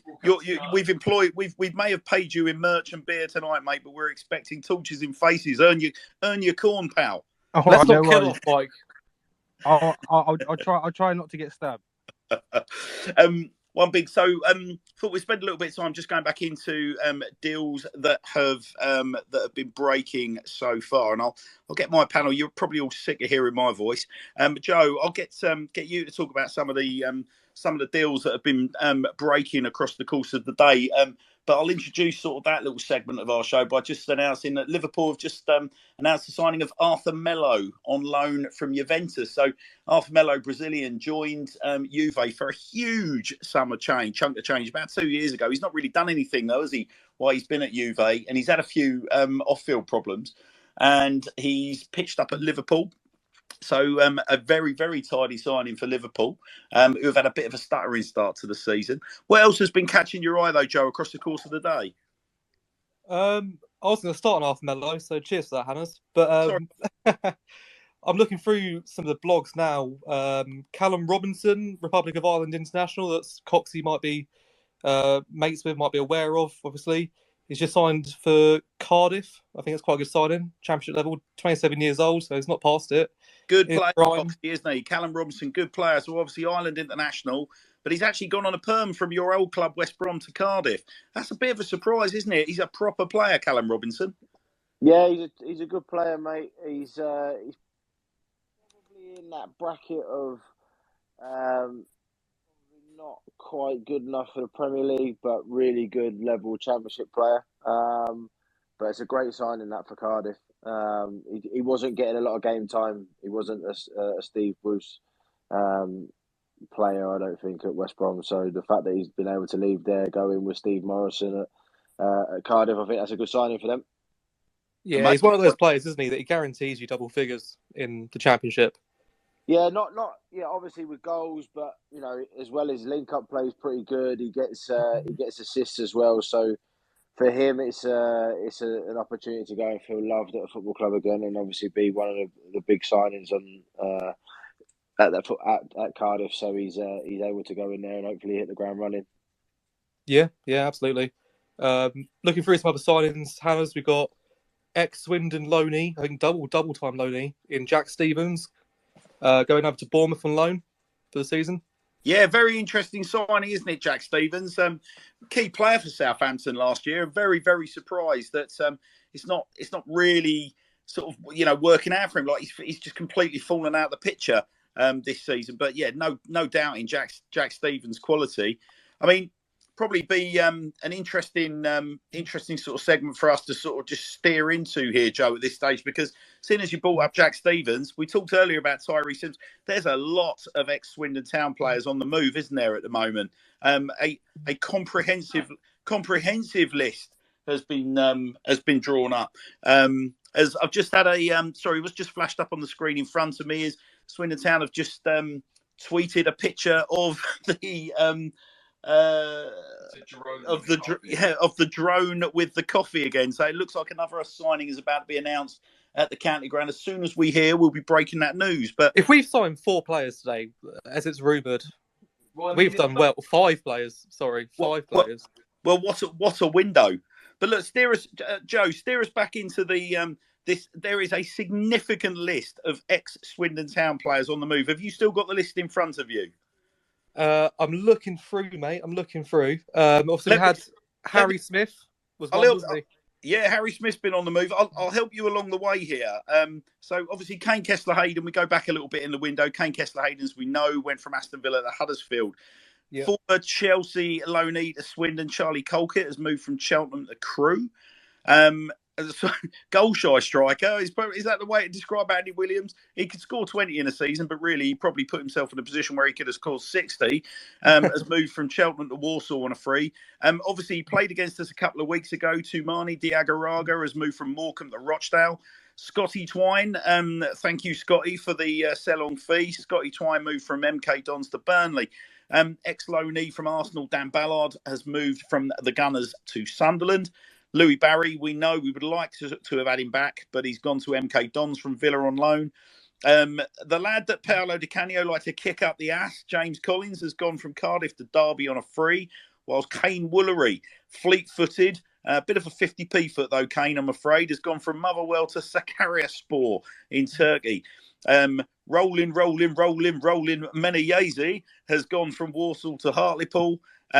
Josh Davison, the man with the best hair in football, went from Charlton to Wimbledon. Ex-Town loanee from Spurs, Grant Hall, there's a name for you, take you back. It's gone from Borough to Rotherham. Whilst Jordan Turnbull, another centre-half that didn't like to head the ball, has gone from Salford to Tranmere. Nathan Byrne, everyone's favourite Swindon Town player in a purple kit in particular, moved out to the US to play for Charlotte in North Carolina from Derby on a free, whilst Connell Truman, who formed a very, very long, disorderly queue for the goalkeeping gloves at Swindon a couple of seasons back, has moved from Birmingham to Millwall. Jordan Garrick, ex-loanee from Sunderland, has moved to Lincoln on loan. Former trialist Brandon Thomas Asante, played against us a couple of weeks ago for Salford, has gone to West Brom for an undisclosed fee, rumoured to be a significant chunk of change. And last but not least, former guest of tonight's show, Charlie Austin, as we all know, moved from QPR to Brisbane. I mean, Joe, that is there. Appreciate we've gone through a big old list, but I can't remember as many ex-Swindon Town players moving around in a window as that. That's pretty extensive. It is pretty extensive, but you've got to remember as well the amount of turnover of players that we get through a season, Hannah's. Like we have about, they say you have a 26-man squad. In reality, with the January transfer window involved, we probably average around 35 to 36.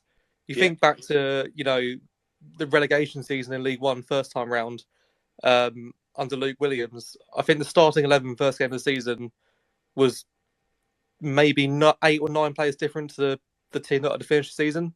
Yeah, it's just the name of the game in these divisions, isn't it? If you're doing well, you're stable and your players stick around. If you're battling relegation going into January, it tends to be a bit of a revolving door situation. Yeah, it's an interesting one. Simon, I'll bring you back in, mate, at this stage, if you don't mind. Please, I hope you take this the right way, Simon. When we signed you from Reading, I remember a lot of Swindon Town play. This is something that is on like cyclical now. It almost happens for us every season. Everyone we sign, people are sort of scratching their head and going, who's he?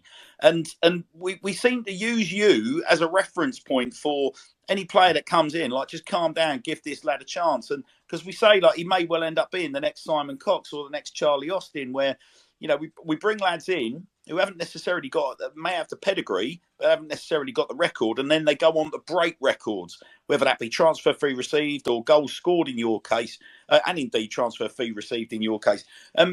It's a tricky one though, isn't it? I mean, you imagine trying to be a fan of a lower league club, Simon, where every single season you have that level of churn that Joe's referring to, like trying to keep your pecker up and sort of believe that every one of these players coming in is going to do what you did. That's a tough thing to ask. It is, but it's a tough one. But you have to understand that the type of football club that Swindon are, and the football that they play, becomes a desirable football club. So players in the 23s or players in the who aren't getting regular first team football in divisions above or 2 divisions above will look at Swindon as a possible stepping stone to the next stage of their career, because of the way that the club is run, because of the way that even things like, look how good the pitch is. For the home games, the pitch is unbelievable, and it is pretty much throughout the whole season.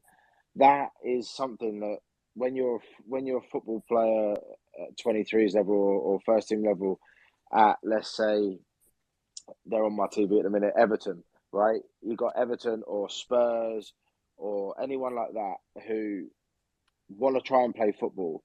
You're not going to go to a team in League One or League Two who just don't play football on the floor. They don't want to go to teams who kick it from back to front. So Swindon becomes a club and a team that players actually want to come to. So just being given the opportunity to come and enjoy your football and play in front, in what is still a really nice stadium. It's still a big stadium, one that gets loads of support. It's one that's loud when teams are doing really well. It's a good place for people to come and make their name, and it has been for years. I guess the message is, Simon, we as fans have got a responsibility to essentially just sort of understand that a lot of players that we sign, we're not going to be familiar with their names, are we? But there's no point doing that very Swindon Town thing of writing a player off before he's even had a chance to kick a ball. Like, the responsibility is on us to give these people an opportunity. Yeah, and the thing is like the boys were saying before, the turnover of players that you have from day one of pre-season through to the end of the season is going to be somewhere in the region of between sort of 30 and 40 players. So the fact that you're going to be able to have that many people come through your door, not all of them are going to work, and not all of them are going to be household names, and probably half of people haven't even heard of any of them. So the chances are that some are going to be failures, but some of them are going to do well, and some of them are going to go and excel. So you just have to, hopefully, the ones that excel are signings, and you get reap the rewards for them doing really well. Indeed, we will. Well, listen, let's return back, Max. I'll bring you in at this stage, Max. You're keeping a keen eye on deals as they're breaking. What's catching your attention at the moment, buddy? Yeah, I've just seen the one James Garner signing for Everton from United, which I'm surprised that United let him go for. He was only 15 million as well. He's a player I've like had a look at with United because he's just a good young centre midfielder. Was one of the ones on loan and got Nottingham Forest promoted. And yeah, strange to see him let go for such a small fee. And apparently, DJ might be off to Mansfield for another former Swindon player going across. Yeah. And I can't or Swindon. Yeah. Gab, don't do it to me. Don't do it to me. I'll have a heart attack. Yeah, for those of you that are listening that haven't necessarily caught an update from the Swindon Advertiser, Johnny Leafield has stated that he expects Swindon to make another 2 announcements in the next. Well, it's going to be. It will certainly have to. We would hope within the next half an hour, or certainly confirmed before midnight. But we're hoping that one is going to be Jephcott, boosting the forward ranks. And there has been rumours starting to abound that as Dialang Jaisimi is being made available on loan from Charlton. The issue that I think we would have there will be one of pressing, but we'll come back to DJ. Simon, sorry, Max started talking about Garner. Obviously, at one of your former clubs. Have you had much of an opportunity to see Garner last season? Because he certainly made an impression at Forest, didn't he? Yeah, he was saying that it was a small fee. And surprised he goes to Everton. He's untested in the Premier League, so I mean, I don't really get the signing. I'll be honest with you. Like, not saying he's not a good player, but I It's a just gamble, don't. Coxie, isn't it? It's a Uh, gamble. it's a huge gamble for Everton. You know, for a team that's, you know, a well-established team in the Premier League to go and sign a young, inexperienced Premier League player who's only really been out on loan a couple of times. I think that's a risk, that especially the fact that they've gone and signed Idris Gueye again today, who they sold to PSG. He's come back again. You know, that's two midfield players. So all of a sudden he's come in. I don't know. I liked him. I thought he was really good at Forest last year. He done really, really well. But Premier League's a different level. It's a It's different funny. level. It's funny though, Coxie, isn't it? 15 million quid max. I mean, bring you back in. I'm sure. I think we've lost Max. Oh no, here he comes. We'll get Max back on. The thing that cracks me up, Coxie, like you said about small fee, and it amazing, goes back to what we were saying at the start of the show. 15 million quid being just sort of dismissed as pocket It's a change. bargain for him, I think. Which is mad to say, but it is. So who else is catching your eye, Max? Obviously, I appreciate, given your location up north, I'm sure you've probably seen a certain goalkeeper as well making his way from the northeast to the northwest. Yeah, it's just I've lost track of the amount of backup goalies that Man United have signed, and he'll play a few cup games, won't he? Dubravka's a good goalie at Premier League level, to be fair. Obviously, he's kissing goodbye to appearances, though, isn't he? Surely. Yeah, but I mean, he'll get a nice payday, and he'll probably play all their Europa League games and things like that. He's the new. He's Scott Carson, isn't he? He's Scott Carson in red. That's what. Go on, Joe. What are you going to say? Is he going to replace De Gea? I think, yeah. I mean, do you reckon? I've got a soft spot for Man United, but I love David De Gea. I think he's a great shot stopper. I think 10 years ago he's probably the best goalkeeper in the world. But I think the game's evolved now, where you need to be. You're almost a fifth defender if you're playing in the back four. I don't think De Gea's got that ability with his feet, whereas I think Dubravka's main asset is his playmaking. I think he'll surprise some people. Yeah, he's really good on the ball. If you type into Dubravka highlights or whatever on YouTube or Y Scout, it's all just his distribution. See, it's one of them. So he played 26 games for Newcastle last season and 13 before. So he's been on the exit run, and it's Nick Pope at Newcastle now, isn't it? That starts in goal for him. So, I mean, it puts a bit. I think he puts more pressure on De Gea than who even is it? Is it still Lee Grant? Tom Heaton. Like, it puts more pressure on De Gea than Tom Heaton does, but yeah, it's just one of those extra goalkeeper moves that you see. But just think, if you're a Man United fan and you see that you're selling, or not even selling, you're bringing in a goalkeeper, Martin Dubravka, and he's then going to replace David De Gea, who's your highest earner at the football club. Is that an exciting signing for you as a Man United fan? I don't think it's an exciting signing. I think it's, in certain games, maybe a necessity. I feel like if you're playing a Man City or a Liverpool, De Gea is your man because he's going to be peppered with shots for 90 minutes. If you're playing against a Brighton, for example, a few weeks ago, who are going to sit back and soak up pressure, let you have the ball, and try and smack you on the counter-attack, I feel like Dubravka's probably a choice there, just because he can come out of his box, he can get involved with some of the play. Like I say, he's an extra defender on the pitch. I bet you he doesn't play. I bet you he doesn't play more than 5 league games in the next 2 years for United. Max, I bet you a tenner right now. He plays more than 5 league games. I bet they will get injured in training this week or something now. Guys, we've just had another tweet from Stuart Joseph. Stuart, thank you ever so much, mate. Stuart's just underlining that the advert do appear to be saying that we have got another 2 signings about to be announced imminently. What else we've got here? Taze is saying £15 million. Always makes me think of Alan Shearer's move to Newcastle back in the day. Seemed a staggering amount of money at the time. Yeah, it's what we were saying, Cox, isn't it? How times have changed, blimey. Just got a bit of news here.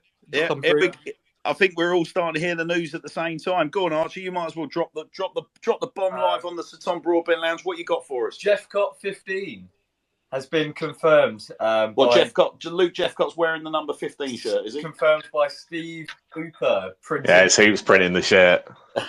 Hoops is indeed printing his shirt. I think we've got an answer on McCurdy as well. It looks like McCurdy's to Hibbs is still on. Well, yeah, there's a picture doing the rounds on Twitter as well, which looks like Harry McCurdy sat up in the stands, and it certainly appears to be at Easter Road. A journalist for the Edinburgh Evening News just tweeted saying McCurdy's still on, talks ongoing, it's getting closer. Yeah, well, you know, I mean, having listened to Coxey, having listened to Charlie Austin tonight, I was very much in the camp of probably time that we part company with him, and I'm increasingly starting to sort of smack my lips at the prospect of Jacob Wakelin, Harry McCurdy, and Luke Jephcott as our forward line. I'll tell you what, let's just go on the assumption, however, let's spend a bit of time then talking about Jephcott and what this actually means, because I'll be very, very keen to get as many opinions from those listening to us tonight as possible as to what the signing of Welsh under-21 Luke Jephcott actually means to you, and whether or not that affects the way that you're feeling about not only Saturday but the remainder of the season, because we've been crying out for an injection of talent into the forward line, and certainly with the signing of Hepburn-Murphy, with the signing of Luke Jephcott, who tormented us a couple of seasons back for Plymouth Argyle. I'm kind of the opinion I'm feeling really positive about it. Max, we start with, in fact, no, sorry, Max, I'll part you for a sec, because Ellis has been waiting for ages. Ellis, how are you feeling, buddy, about how the season's starting to look now? Like, do you expect this to have a significant impact on the morale of Swindon Town fans? Oh, I hope so. I think just overall, I think the deadline day that we've had is promising, and the players that we've brought in, they're sensible options as well. They're players that we need. Right backs, 2 strikers now. So that allows us to play Darcy in his natural position, and we've hopefully got goal scorers there now. So it's good to see that we're making sensible decisions and not just panic buying. Yeah, all right. Look, interesting one, Ellis. You talked about the right back position there. The fact that we've brought in Livinier today, Marcel Livinier from Tottenham Hotspur. Obviously, there's been conversations in relation to what this means for Romeo Hutton, and generally what this means for the kind of formation that we're going to be playing moving forward. Been a lot of people kind of speculating about the recruitment over the summer, that it appears that to some people on socials, we have recruited for a very rigid 3-5-2 or a 3-4-3 in some people's minds, and ultimately what we've done now is by bringing in these kind of fullbacks, we have sort of I guess the expression that I would use is sort of flip-flopped a little bit here. That people are criticising Scott Lindsay for flip-flopping. Do you feel, Ellis, that this is about flip-flopping and that maybe he's had to sort of like change his approach, or do you believe that this is just the manager that is recruiting for flexibility throughout the season? Well, quickly before I answer that question, it's just popped up on Sky Sports that the McCurdy move to Hibs is imminent. So essentially it looks like it's about to happen any minute now. Yeah, and I know, Ellis, as well, they've just said about Jephcott is a loan as opposed to a permanent move. Yeah. Tricky one, because we don't want a repeat of Simpson last year.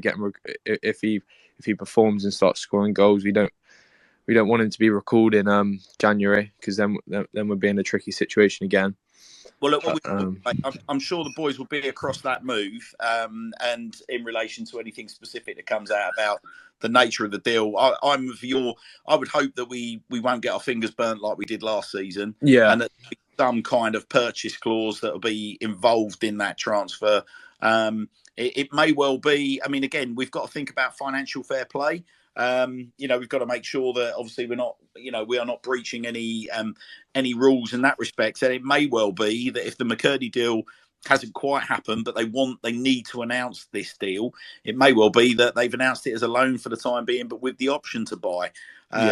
And that's just a way of managing the financial fair play, and whether or not Mr. McCurdy stays or whether or not he goes, with that in the balance. I mean, Simon, do you think that's likely at this stage? If we're right up against it with financial fair play, and not knowing about McCurdy going, do you think it would probably be sensible for the club to just sort of like have brought Jephcott in on loan, knowing that they're going to want to bring him in anyway?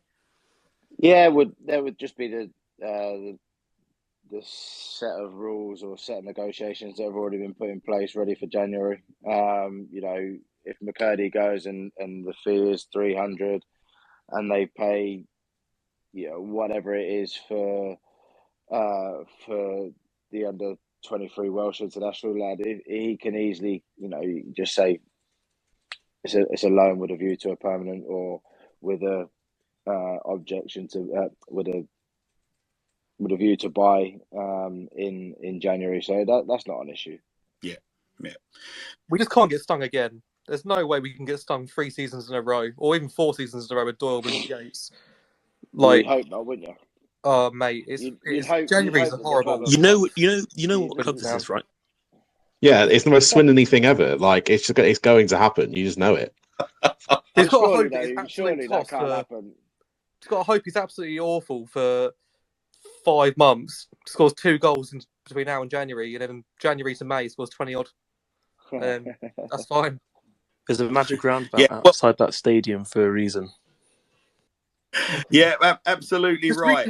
Sorry, Hannah. I was just reading the club statement. It says the Plymouth Argyle striker heads to the county ground on an initial loan deal.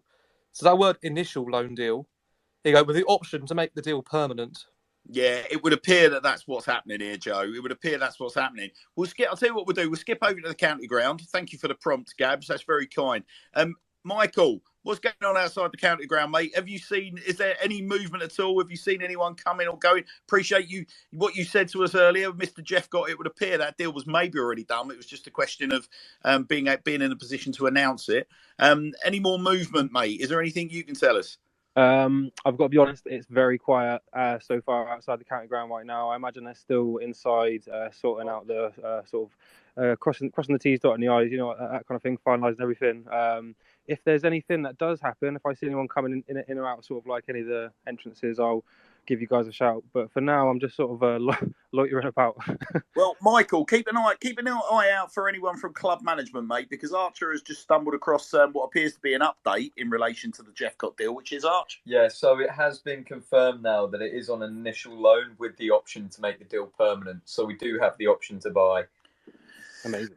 Hey, there we go. So there's that your task, should you choose to accept it, Mike, as you're stood outside the county ground, ducking blue dildos being thrust into your left ear by a baying crowd of Swindon Town fans. See if you can get us some information on the nature of the Jephcott piece, whilst keeping an eagle eye out for what Johnny Leafield appears to be saying is potentially another signing coming through the door. Jephcott. No worries, guys. I'll keep my eyes out for you. Any news, I'll give you a shout. And now I will tell you this. Archer is saying that there is now a picture. There's a picture going around that's just been replied to one of the tweets with Jephcott as a young man outside of the county ground during the Paolo Di Canio era. And he's resplendent in red and white. And he is in a red and white shirt. He is in the Swindon shirt. So he's always. I'm in love with a lone player again. Don't do it. There we go. And I quote, he's one of our own. He's one of our own. Luke Jephcott, he's one of our own. Thank you for pointing that out. There you go, ladies and gentlemen. That's the second song for players that I've given you this season from the lofty perch that is the Sir Tom Broadbent Lounge. So, all right. Well, listen. We were just, Ellis. You were just giving us a bit of a view on tactics, weren't you? And then we've kind of got so rudely interrupted by the fact that Jephcott was announced. But so we talked about Marcel Livinier. We were talking about, is this the manager? Some people are saying he's flip-flopping and it's a weak manager that is straying away from his principles. Whereas others are saying, no, this is just a manager that is recruiting for any given sort of scenario and tactical flexibility during the season. Whereabouts were you sort of willing to which hill were you willing to die on, Ellis? Well, I think as a team, we're still trying to find our feet and how the team want to play tactically, because at the end of the day, it's a new side compared to last season.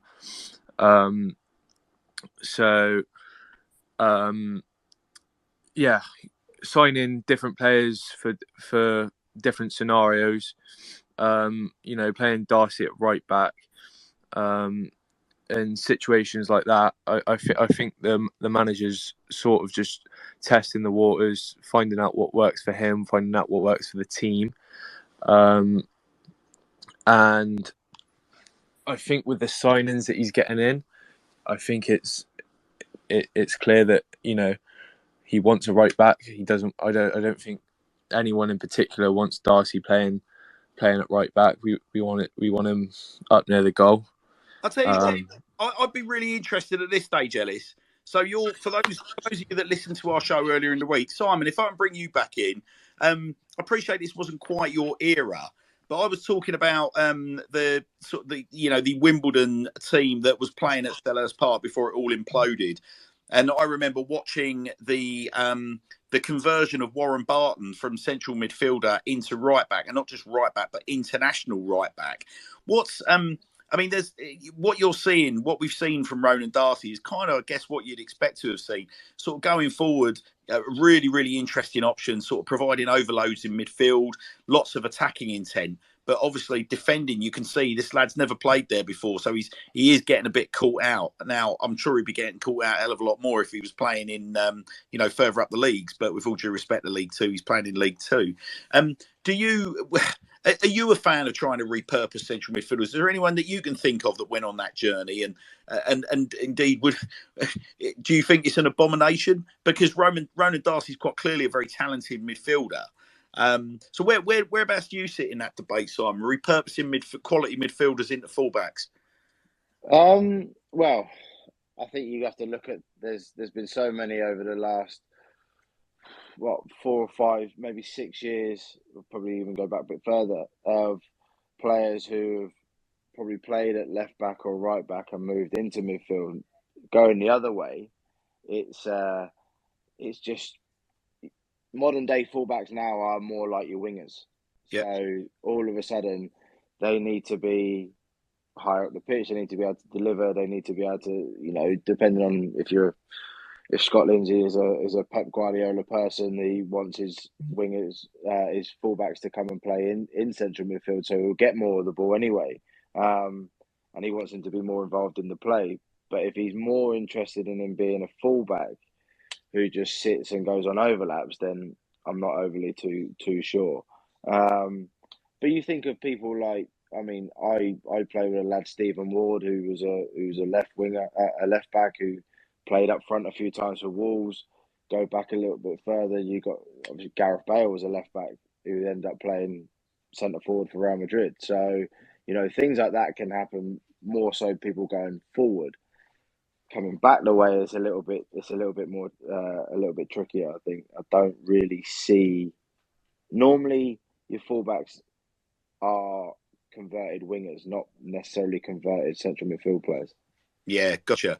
So it is a bit of a question for you, Simon. I appreciate this is going to be different for every player, and it's a bit of an how long's a piece of string question. But we'd obviously, it's probably a bit of a moot point now, given the signing of Livinier. But if my logic about converting a central midfielder into a fullback is right, what would be a kind of, if you're seeing sort of a little bit of quality from him in that position, but the odd sort of defensive issue, how long would you sort of give him, do you think? How long would be sensible for a club to give a player in that position before they kind of go, no, look, it's clearly just this is dodgy. This is not something we should persevere with.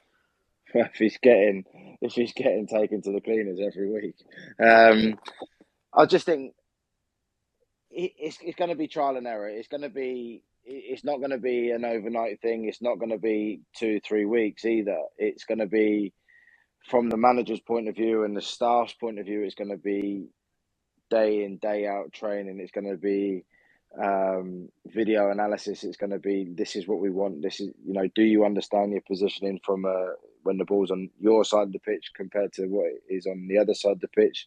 Do you understand what, covering your centre half, all of that sort of stuff? It's going to be a case of this takes a little bit of time. Obviously, you have to understand as well that managers don't get time. Systems personnel in those systems possibly don't get a lot of time either. So, but he has to, if he feels like, if Scott Lindsay thinks that he is going to play there, has to stick with him. Otherwise, what was the point of putting him in there? And I guess this is half the problem now, isn't it? Because obviously we've now signed a right back. We've also got Romeo Hutton on the books as well, that people are going to say, well, is he a right back? Is he a right wing back? We've got those options now. And Ronan Darcy's played midweek in the Pizza Pot Trophy and actually put a decent performance from a central midfield position. So I guess it's a bit of a moot point, really, all things considered. Gabs, I'll bring you in at this stage, mate. Now, obviously, we tasked you with keeping an eye out on some of the funniest meltdowns that you've seen today. We do love a meltdown in Swindon land, so much so that somebody even created their own Twitter feed for it today. Whilst we're on the air, mate, have we missed any absolute classics? Oh, I'll tell you what, we've gone from playing in the National League next season to bloody promotion already. Classic Swindon Town, ladies and gentlemen. It's phenomenal. Classic Swindon Town. Yeah, I think my favourite. My favourite so far today has to be we've gone from Poundland Power to Cost Cutter Clem. That's credit. I think we're all fully at the bar with a full pint in hand, aren't we? That he's poured. Yeah, but yeah, there's been some good ones floating around, I must say. But yeah, the mood has completely changed now.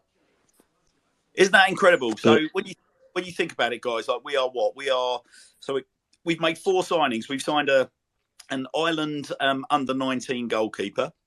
We've signed a striker from Paphos, who hasn't played in the UK for the last sort of 2-3 seasons. We've signed a right back from Tottenham Hotspur, plenty of promise, but lots of really ultimately, fundamentally, a junior level fullback. And we've signed Luke Jephcott from Plymouth. Now, I'm over the moon. I think that's fantastic because I'm looking at it as an overall piece. If you look at our transfer window, so think how many people we've signed. I mean, I was having a look through our total sort of our total business done before the end of the end of this window. I mean, it's pretty bloody dramatic stuff. We've got the 3 guys today. We've got, hang on a second, I'm trying to bring my list up. Hopefully one of you guys might be able to jump in there and help me. My notes have gone on complete freeze at this level. Who's got the show plan with hopefully the full list of Swindon Town players on there, guys? Who's got it? I've got it. Go to take us through it, Joe, because we've had a hell of a window when we're talking about incomings.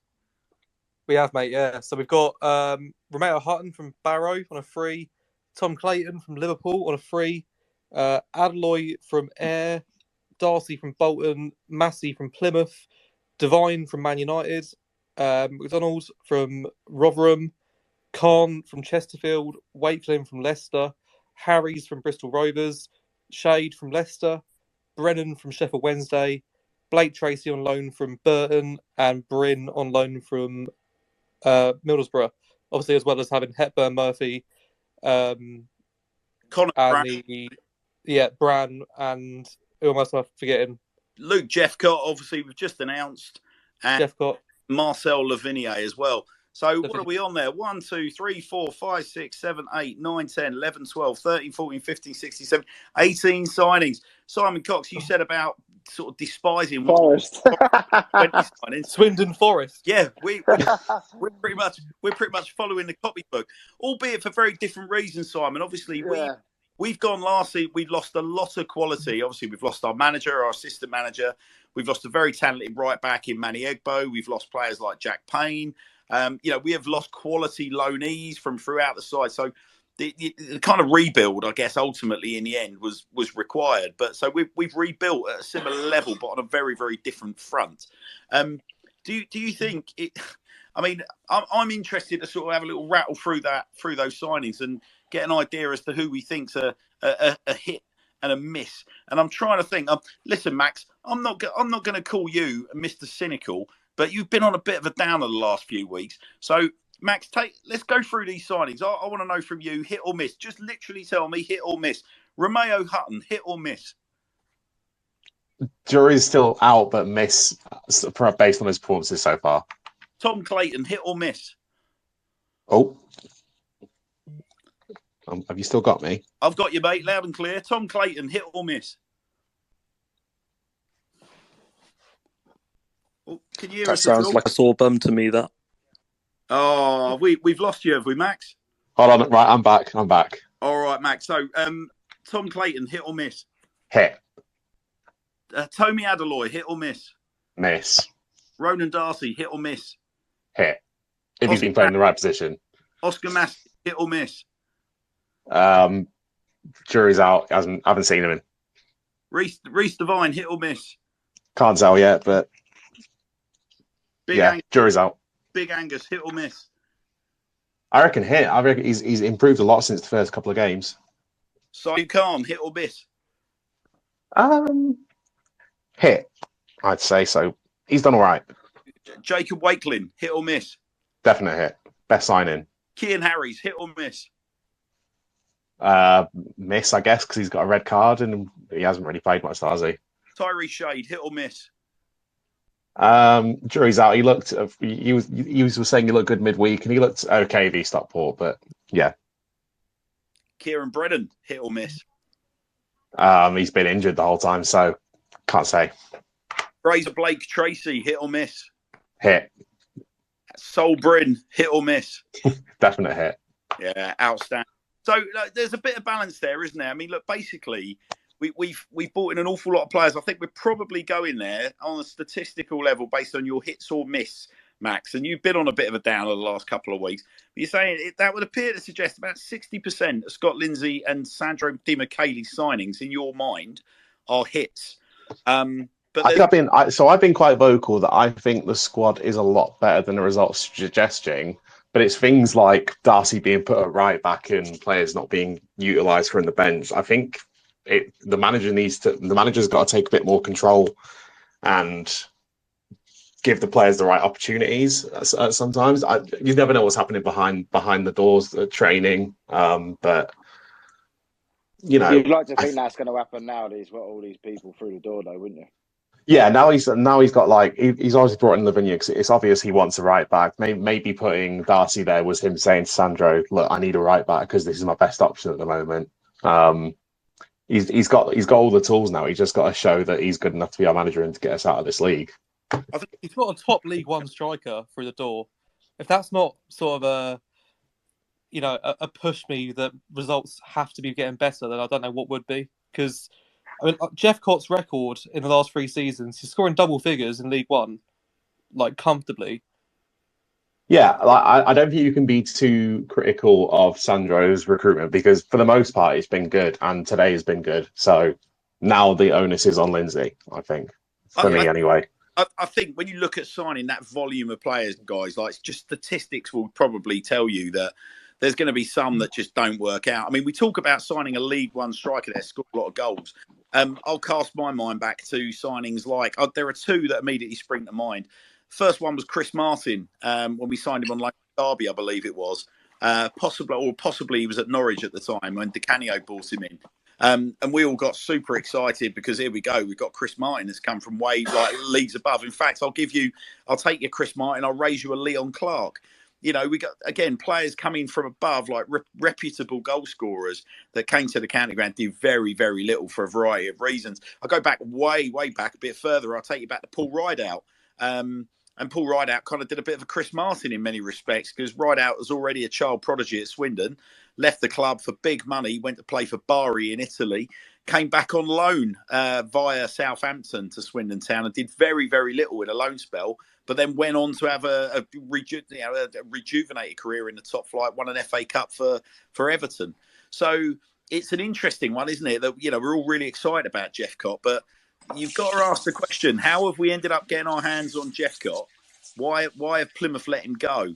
So there is always those unanswerables, isn't it? Has he come to us because he's lost his way? Has there been things away from the game that have maybe distracted him? Maybe he's not quite the player we recall from a couple of years back. Maybe he's just walking around the dressing room in a Swindon Town shirt.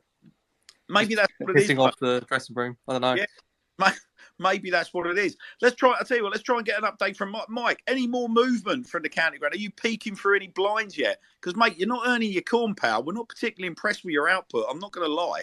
You know, I want you looking through windows. I want you tapping on doors. Like, what's going on? I did just see someone leave the county ground. They were dressed in sort of swinging gear, but he didn't look like a player or anything like that. Nah, he left ages ago, Jephcott. Jephcott was wearing a 2012 Swindon Town replica shirt and scarf. If that's what you heard, that's not what I said, right? But no, at the moment, I'm not gonna lie. There's not been much movement, and there's a bit of a mini crisis going on. I'm on 3% battery, so I might have to make a quick journey home to try and charge the phone before coming back really swiftly. Well, you pull your finger out, pal. Like I said, it's our money you're spending. All right, listen, mate. You get some charging that battery. We've had a tweet from Tom, Scuba Thomas. Hello, Tom. Tom said, "Does anyone know? Does the Scottish window close at 11 p.m. or midnight?" Well, Tom, I gave it to you right at the start of the show. It closes at midnight. They've got an extra hour on us. So 12 o'clock is the time that certainly I've got that sourced from the BBC. We've had Sarah's tweeted as well. Sarah says, "Great listening on a Friday morning." Sarah from Down Under. I believe, Sarah, you're listening in from New Zealand. She says, "Great listening. Happy with the movement so far. Absolutely down the middle on McCurdy. If he stays, support him. If he goes, we wish him well. Yes, goals, but that's not unusual for any club, really." Well, that's fair game. We're going to be, listen, I think it's only right and proper that we jump back in and we give Simon Cox the opportunity to bid us a firm farewell. Simon's been with us way past the amount of time that he said he was going to give us this evening. Simon, I hope you've had fun joining in with us tonight, mate. No, it's been good, mate. Really enjoyed it. Again, loved it. Mate, it's a real treat. Listen, I'm so chuffed you were more than happy to come back on so soon after making your show debut. And I'm going to just reiterate, don't be a stranger, mate.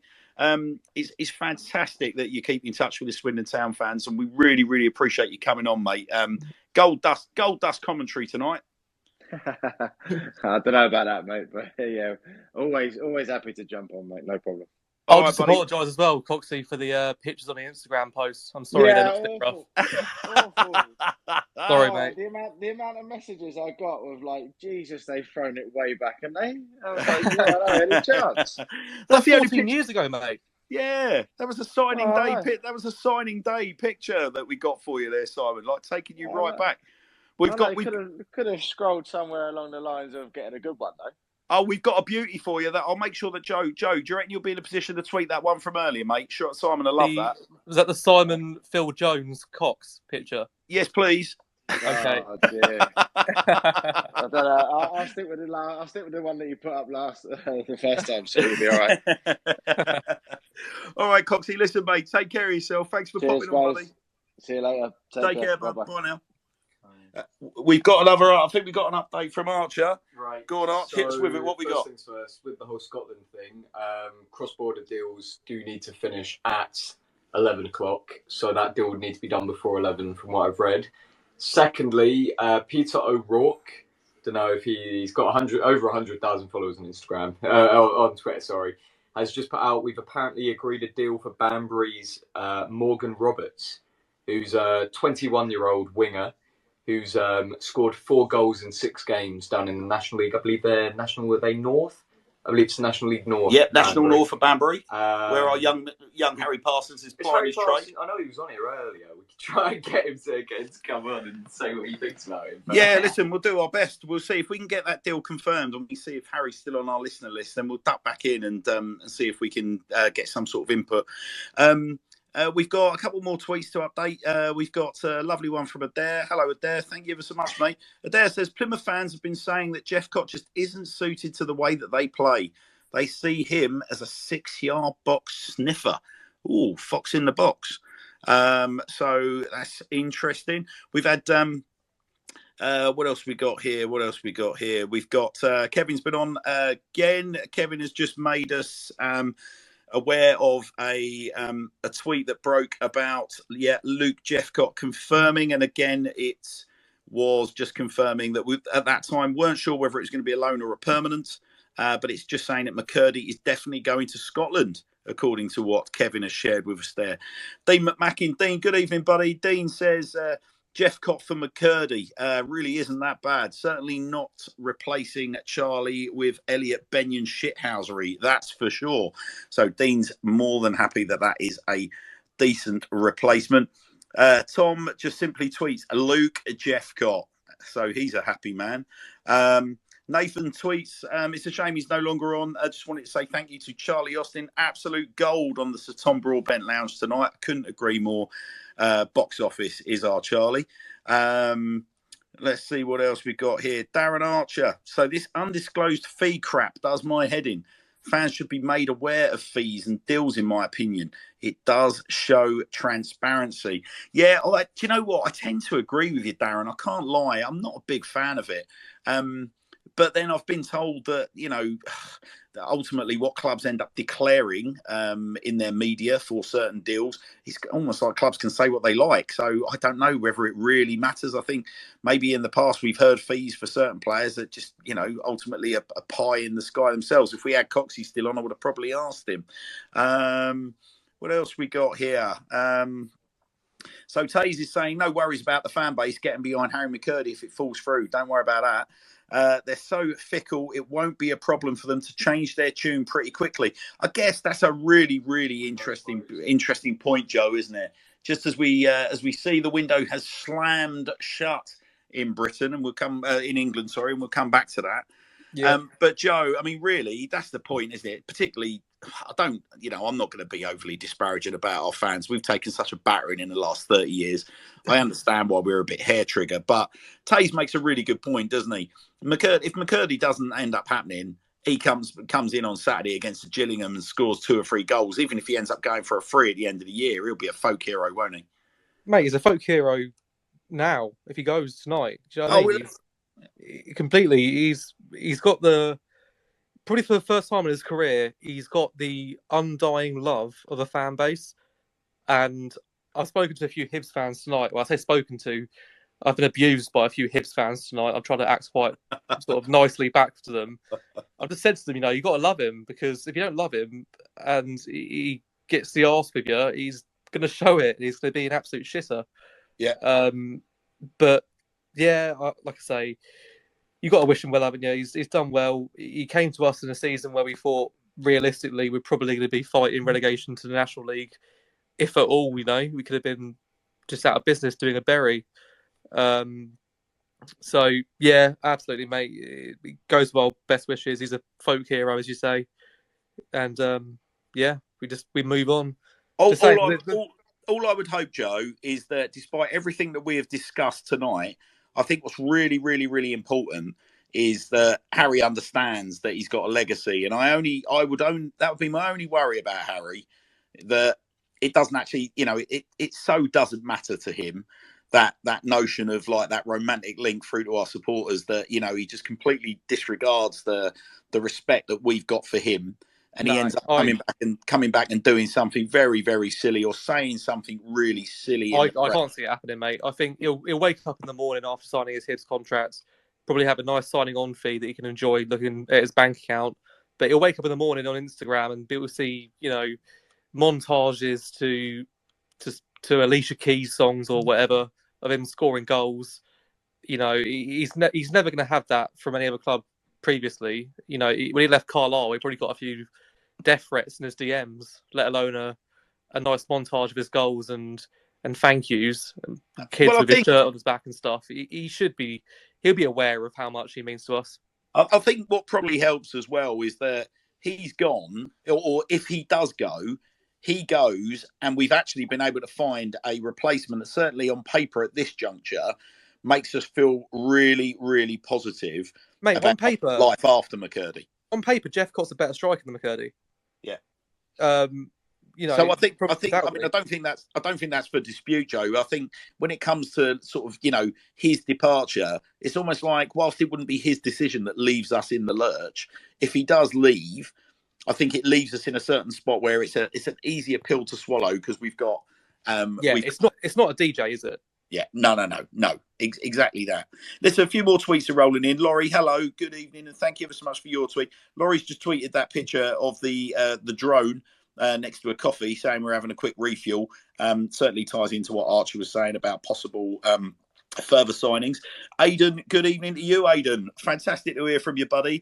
Aidan saying, in relation to songs for Jephcott, it looks like, and I agree wholeheartedly, Aidan. We've got Ginger Pele 2.0. I love the idea of that. I seem to recall that Plymouth tried to steal our thunder by singing "We've Got Pele, Ginger Pele." So I think we could probably get that up and running with minimal fuss, Aidan. Thank you for pointing it out. Charlie Woods has tweeted, is it too early to set style? And underneath there is a picture of HMS Pistol League, duly captained by Scott Lindsay at the, is it the stern of the boat? Yes, at the stern of the boat is Scott Lindsay smiling out to sea. No, Charlie, I'm not going to say, certainly not too easy to set sail.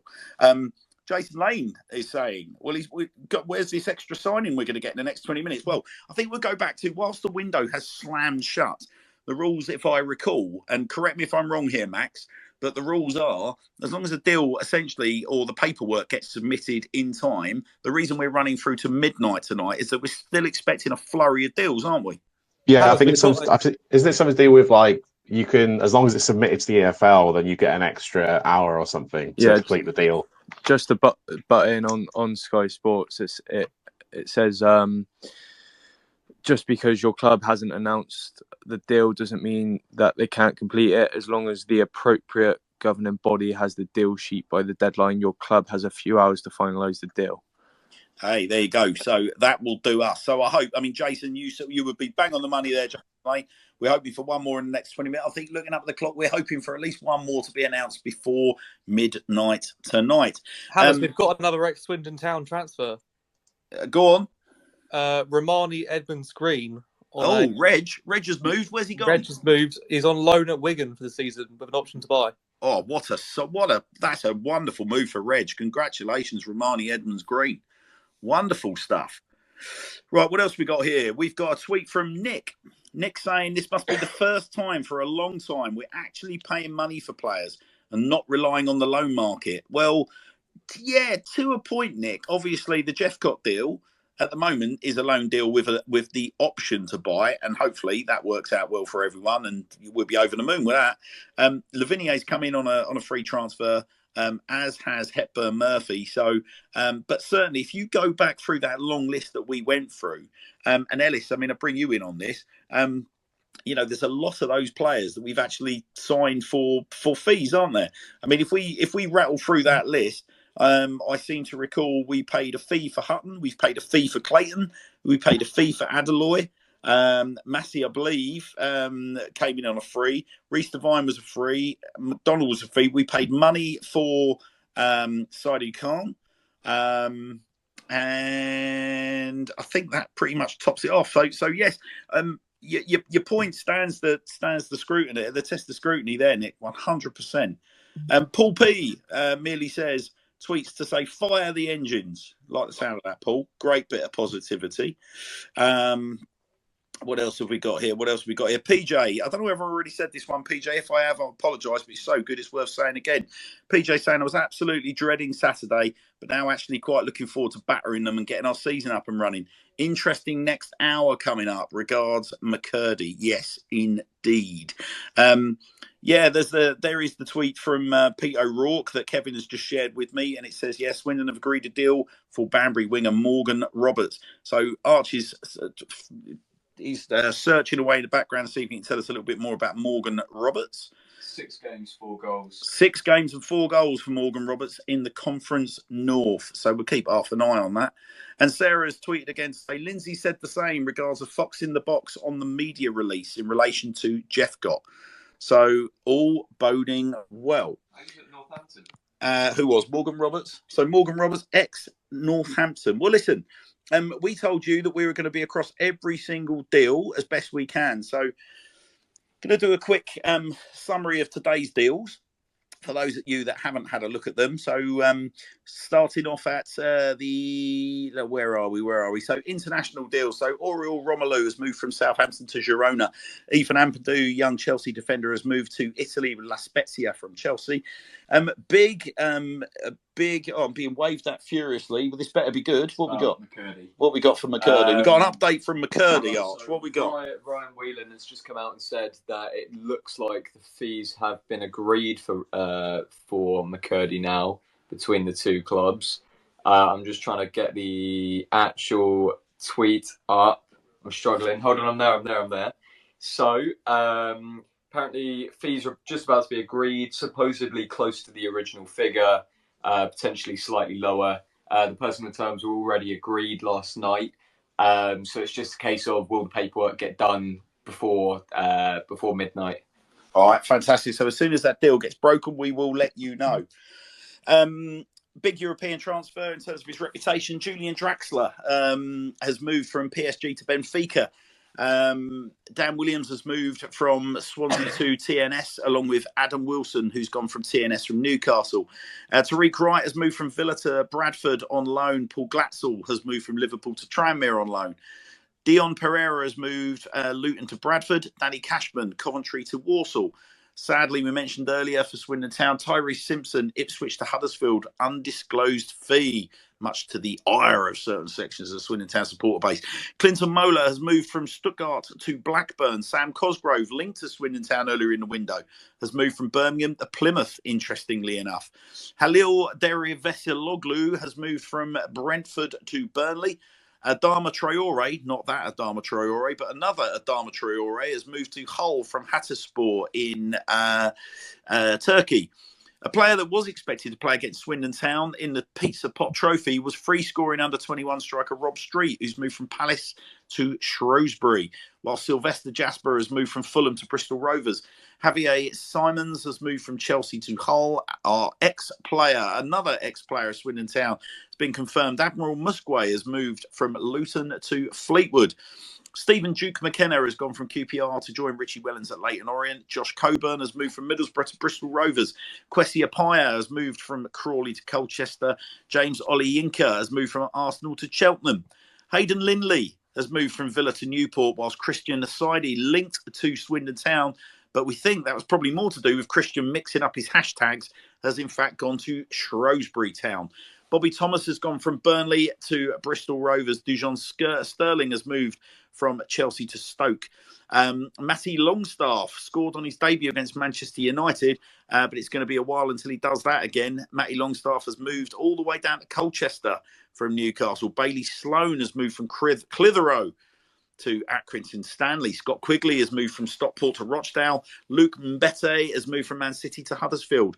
Alex Gilby, linked to Swindon Town in the last couple of days, has gone from Charlton to Stevenage. Yeah, why would Charlton send someone back in the other direction?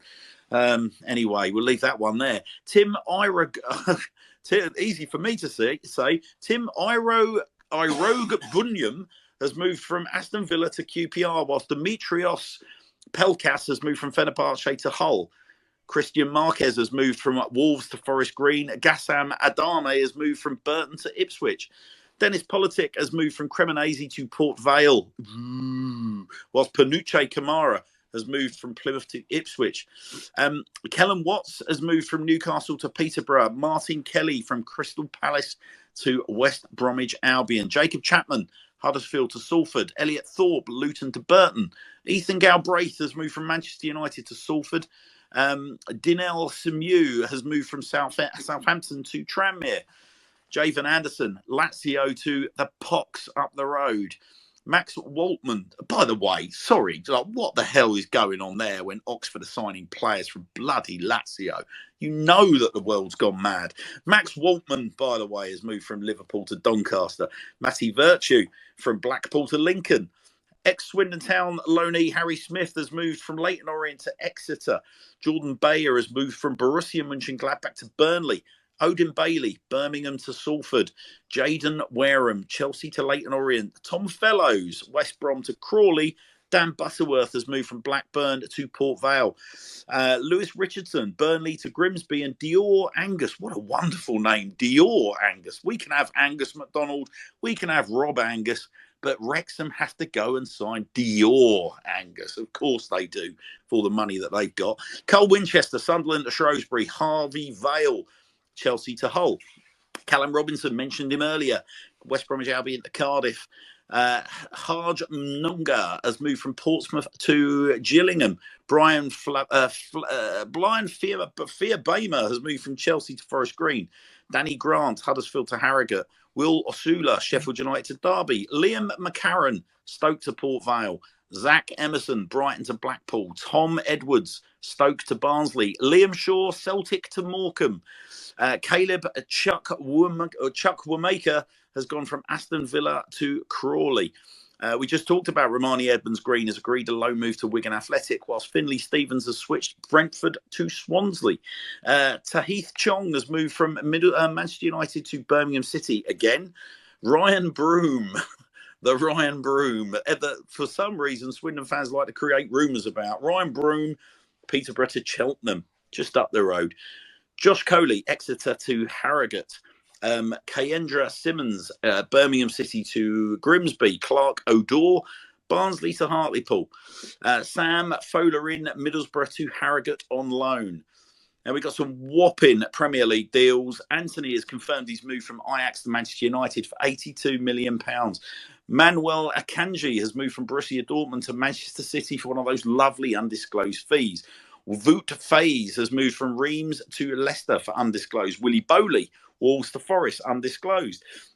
Lavin Kurzawa has moved from PSG to Fulham on loan, whilst Idrissa Gueye has returned to Everton from PSG for an undisclosed fee. Willian, 34-year-old winger of ex-Chelsea and Arsenal, has completed his move from Corinthians to Fulham on a free. Leander Dendoncker, one of the earlier movers today, has moved from Wolves to Villa for 13 million quid. Ainsley Maitland-Niles has gone to Southampton on loan from Arsenal. Arthur Mello, we mentioned earlier, is signed for Liverpool on loan from Juve. The James Garner deal has been confirmed as a £9 million transfer. We talked 15 earlier, but it's in fact £9 million from Man United to Everton. Juan Larios has moved from Manchester City to Southampton for £6 million. And last but very much not least, Samuel Edozie, Manchester City to Southampton for £10 million. Well, we talked earlier about 1.6 billion have been spent in the transfer market before tonight had kicked off. I mean, that's just gone absolutely bananas. I mean, Gabs, what do you make of that? As somebody that sort of splits his time between the County Ground and Stamford Bridge, that is an obscene amount of money and an awful lot of transfers, isn't it? I saw something actually earlier. Fee's probably gone up now, but I think the combined net spend of the Premier League was over £1 billion, and the second next league, out of the major leagues, was Spain with 55 million. Just the difference is insane. But I think so far this season, you can kind of tell that the quality of the Premier League's gone up. I say the only real team that I've seen so far where I'm Christ, no one's touching them is probably City. Even though Arsenal have got 100%. Yeah, I mean, some proper eye-catching moves. I mean, really does underline the Premier League as being the destination, for big money transfers, for money being splashed about. Sorry, got to just break away. Come back to another couple of texts here. Mitchell Singh. Mitchell, good evening, buddy. Mitchell saying that apparently Hibs are reporting that it was Swindon Town that's causing delays to this deal by suddenly asking for more. We saw that Doidge had gone and therefore knew we had them by the balls. Interesting, Mitchell. It'd be interesting to know what the source for that story is. Really keen to know. I've got about 50 Hibs fans in my DMs, Hannah's, as one of the sources. 50 of the sources. Hey, I'm getting dogs abuse. Go on, let's get one on here. Let's get one live on the mic now. Yeah, we'll offer about.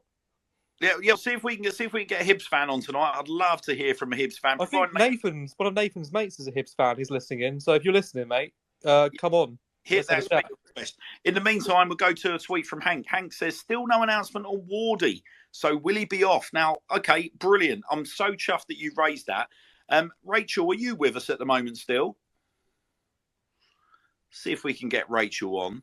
I appreciate Rachel's dealing with juggling a few balls tonight. Rachel, are you about? No? Right, okay. Let's see if we can get I'll see if we can get Ellis back on. Ellis, what's your thoughts on Wardy and any kind of rumour about Wardy leaving? Because obviously the window's come and gone now. We still haven't had any reports or even any rumours, apart from the very, very early one early in the show about Ward departing for Sutton. How are you feeling about him, buddy? If he stays, you're quite happy to see Wardy stay on the books? Oh yeah, more than happy. But from his end, it's understandable. You know, he obviously wants to be number one.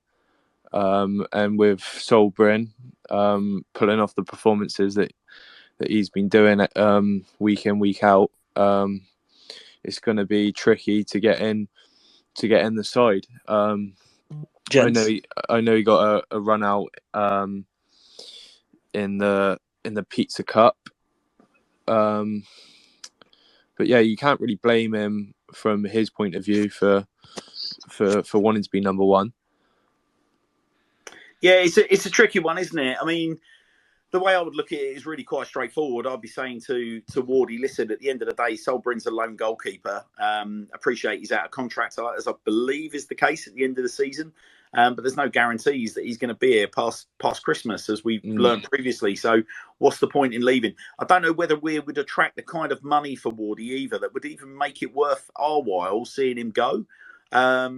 Gabs, are you of a different opinion? I appreciate you just shared something there, mate. Do you want to bring that alive in person? So basically, Sutton announced 2 hours ago that they're going to make a deadline day signing, but haven't announced anything. So I'm assuming that is Ward. Yeah.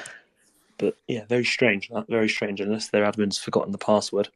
Well, it may just be a case, like we said, about getting a deal sheet in. But for whatever reason, whether it's negotiating the fee, and obviously we've had a busy night, maybe for us, a relatively small fee for Wardy is not necessarily going to be taking priority. Well, we've got Mike back on, haven't we? And he mentioned earlier on that he saw Wardy at the county ground, so it must have been a late deal because at the county ground a few hours ago. Yeah.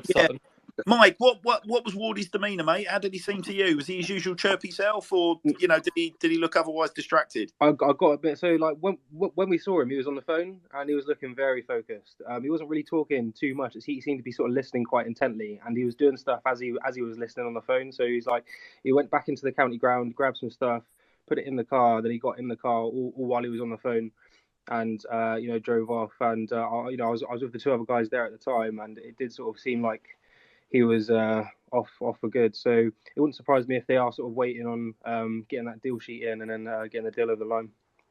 Well, one club that have just been a little bit busy, I've noticed, is Southampton have made a double signing. They've signed Jan Bednarek on loan from Southampton, and they've also signed Duje Kaleta-Carr. Barcelona are announcing the free transfer signing of Hector Bellerin from Arsenal, whilst Fulham have announced the permanent signing of Benfica first team player Carlos Vinicius.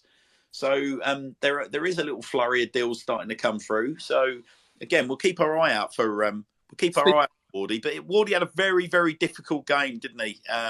In the John, I keep wanting to call it the Johnston's Paint, the Papa John's Trophy. There were the absence of Dion Conroy sort of in front of him as an outlet was flagged as a possible reason as to why he's struggling this season with his distribution. Long range passing isn't his strength. It must be a real disheartening sort of situation for Wardy to find himself in. He's seemingly not really done anything wrong, has he? And here he is at the start of the season, a young youth goalkeeper from Middlesbrough comes in, takes his place. And when he's been given the opportunity to sort of get the gloves back on, he's not necessarily covered himself with glory. I'll put that to you, Max. Like, if you were Wardy, what would be going on in your head at the moment? Hello, Max. Are you still there? Have we lost you? All right, Max, we may well have lost you. Let's see, Joe, have I still got you, mate? Right, I'm back. I'm back. Oh, hello, There he Max. is. Just saying about Wardy, like, what would be going through your head at the moment if you were Wardy? I'd imagine it can't be anything major because apparently, like, his pitch was done earlier and it was agreed, and I can't imagine we're asking for a massive amount for him, and we've signed his replacement. So, and Sutton wouldn't have said to admin, "I'll put this teaser out" if it wasn't ready to go. So, Yeah, so you pretty much think that it's a situation he's not going to be willing to tolerate, just hanging around in the stiffs at Swindon. He wants to be a first choice somewhere, and off he goes. yeah, and good luck to him. Like he was a bit unlucky in pre-season that Bryn's come in, and Bryn's obviously come in and done so well. But Wardy's played 2 games and has dropped clangers, so it's unfortunate, but that's kind of the way the dice have fell for him. But he'll do well at Sutton. He'll do well at another League Two club. We saw that from last season. A couple of extra deals appear to be breaking. So Billy Gilmore has passed the medical ahead of a loan move to Brighton, and Dan James has passed the medical ahead of what looks like could be a permanent transfer from Leeds to Fulham. Arch is waving furiously at me. What have we got, Arch?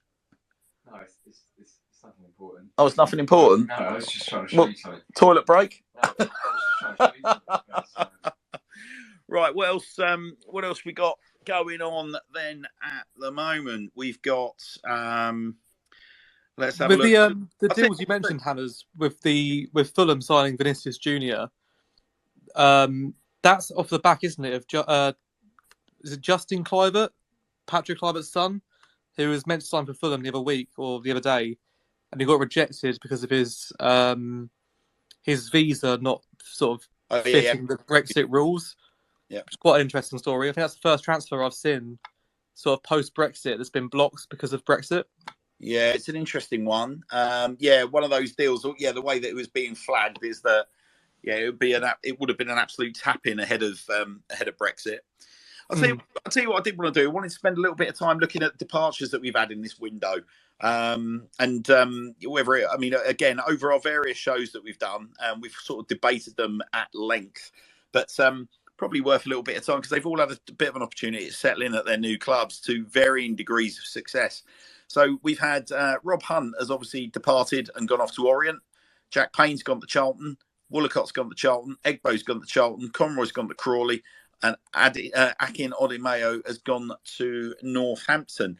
I think it was Joe. I'll get your take on this because the Manny Egbo was a little bit a case of sort of wretched luck, wasn't it? But yeah, he's not really had an opportunity to impress himself because he got himself crocked in what I think was his second pre-season friendly at Charlton. Yeah, he was in a boot, wasn't he? So it looked pretty bad at the time. I've not seen anything in terms of sort of detail of what the injury was. Obviously, the fact that he's not training, he's not obviously in anywhere near the squad is kind of telling. It's really sad because I mean the man can absolutely cut it at that level and probably above as well. When he came into the Swindon side end of last season, genuinely he sort of fit in seamlessly. There was no sort of fitting in period or settling down. He just came in, he stormed it. He was probably our best player for the last 2 or 3 months of the season. Yeah. And I can't imagine how hard it is, let alone coming in January, to sort of fit in and gel with the squad and make an impact. But to come in sort of towards the end of February, March time, and to do what he did, it was just fantastic. And, best of luck to him. So Pete Jenkins has just tweeted, "Hello, Pete. Good evening to you." Pete says, the Derbyshire Reds are happy with deadline day signings at Swindon Town. They believe cashing in on McCurdy and replacing him as we have is good business. Hank's been back on. Hank said Massimo could be off to Reading. So, yeah, Massimo Luongo has long been linked to Reading throughout this window, but there's been no announcements on it yet. I still don't think that's official. Arch, could you have a look at that for us, see if you can find out about Massimo Luongo? Pete Marsh has said he doesn't think that Lindsay had the same patience as Garner did for Harry. A move would probably be for the best. Jason's just highlighting the Billy Gilmore deal to us, that Billy Gilmore to Brighton is now looking like a £10 million permanent transfer Very interesting. Still nothing. Mitch, so still nothing confirmed on Massimo Luongo. We can confirm. Mitchell Singh is saying, tedious link, but my friend is a Hibs fan and he has family that work at the club. I messaged him saying, why is your club so scummy? His reply was, I can assure you it's Swindon who have moved the goalposts. He then went into more detail, but they could be saying that to save face. Quite possibly, Mitchell. Keep us posted. You're Mitchell, going to get the right story, are you? Mitchell. Both sides are going to have their own story. Okay, so SJ has tweeted to say everybody knows that McCurdy to Hibs is back on? Question mark. So I'm not sure whether you do or you don't know there, SJ, but yeah, there seems to be a volume of tweets coming through that the deal is going on. Lad from Banbury, by the looks of things. Yeah, okay, we've got another Swindon Town announcement that Arch is hopefully going to be breaking.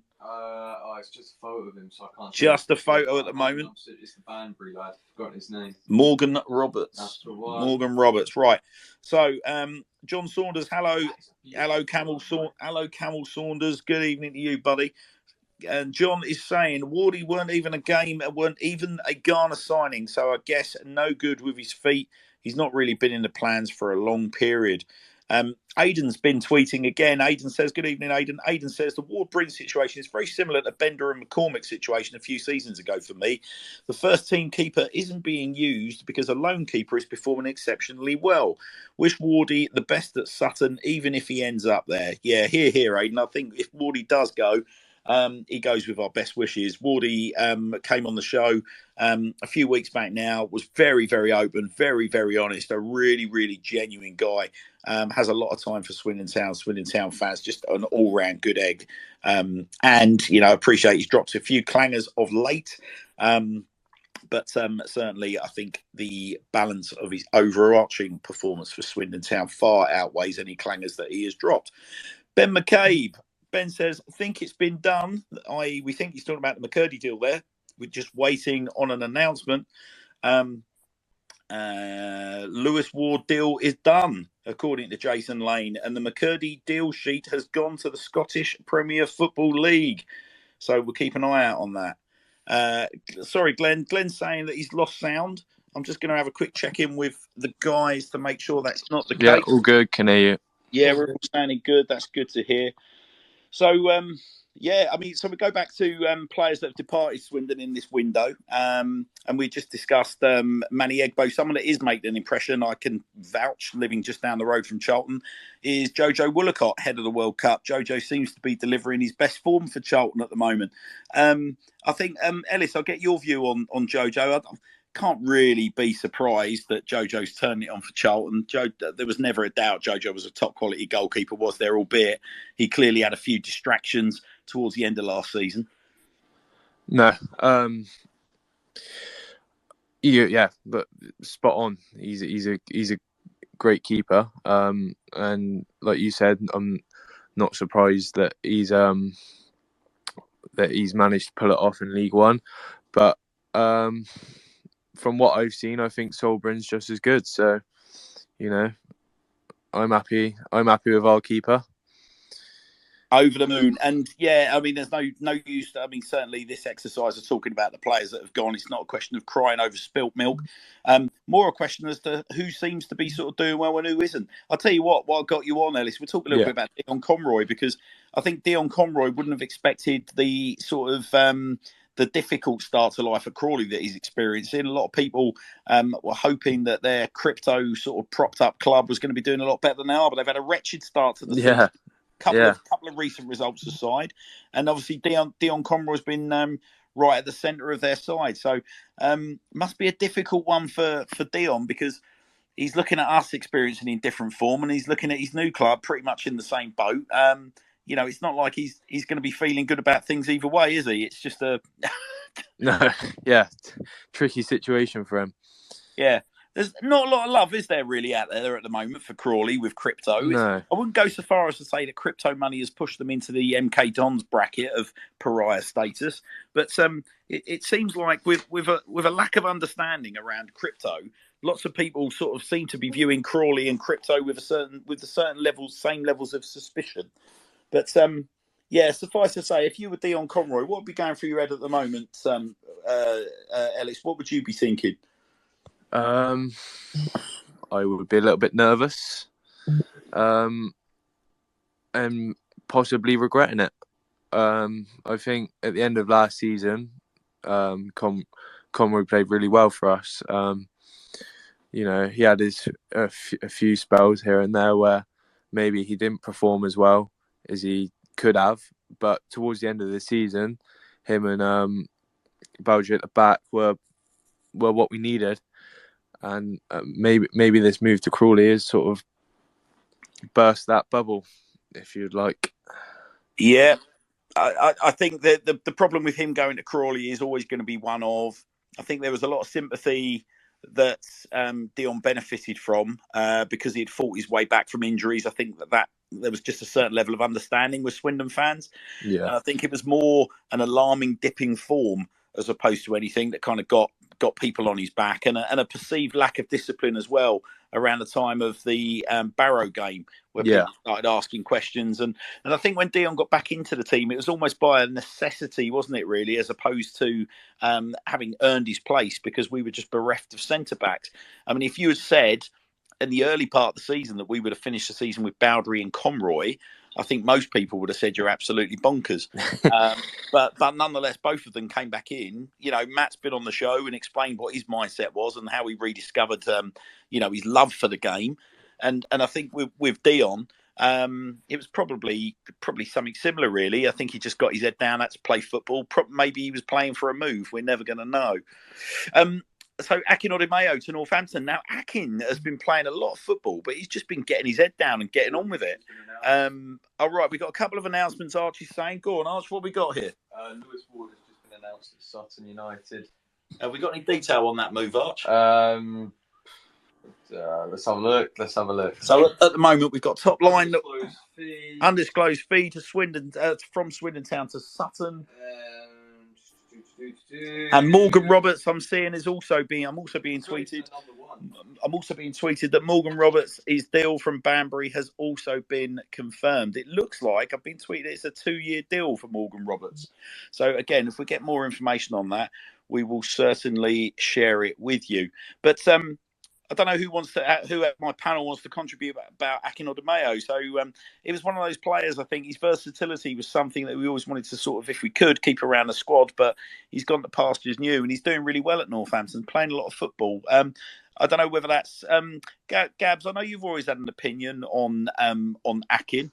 Are you surprised to see him sort of go up to Northampton, slot in and be doing as well as he is? I'm not too honest. Now he's got time playing at centre back. I think the departure of Fraser Horsfall to Stockport helped that as well, because that kind of freed up a space for him to go in.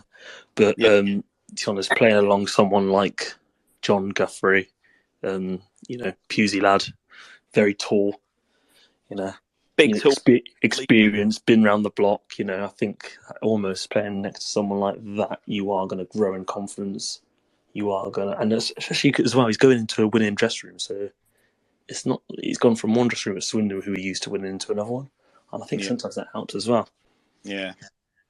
I personally was quite disappointed when I saw that he was moving. Because I think Odemayo is a great player.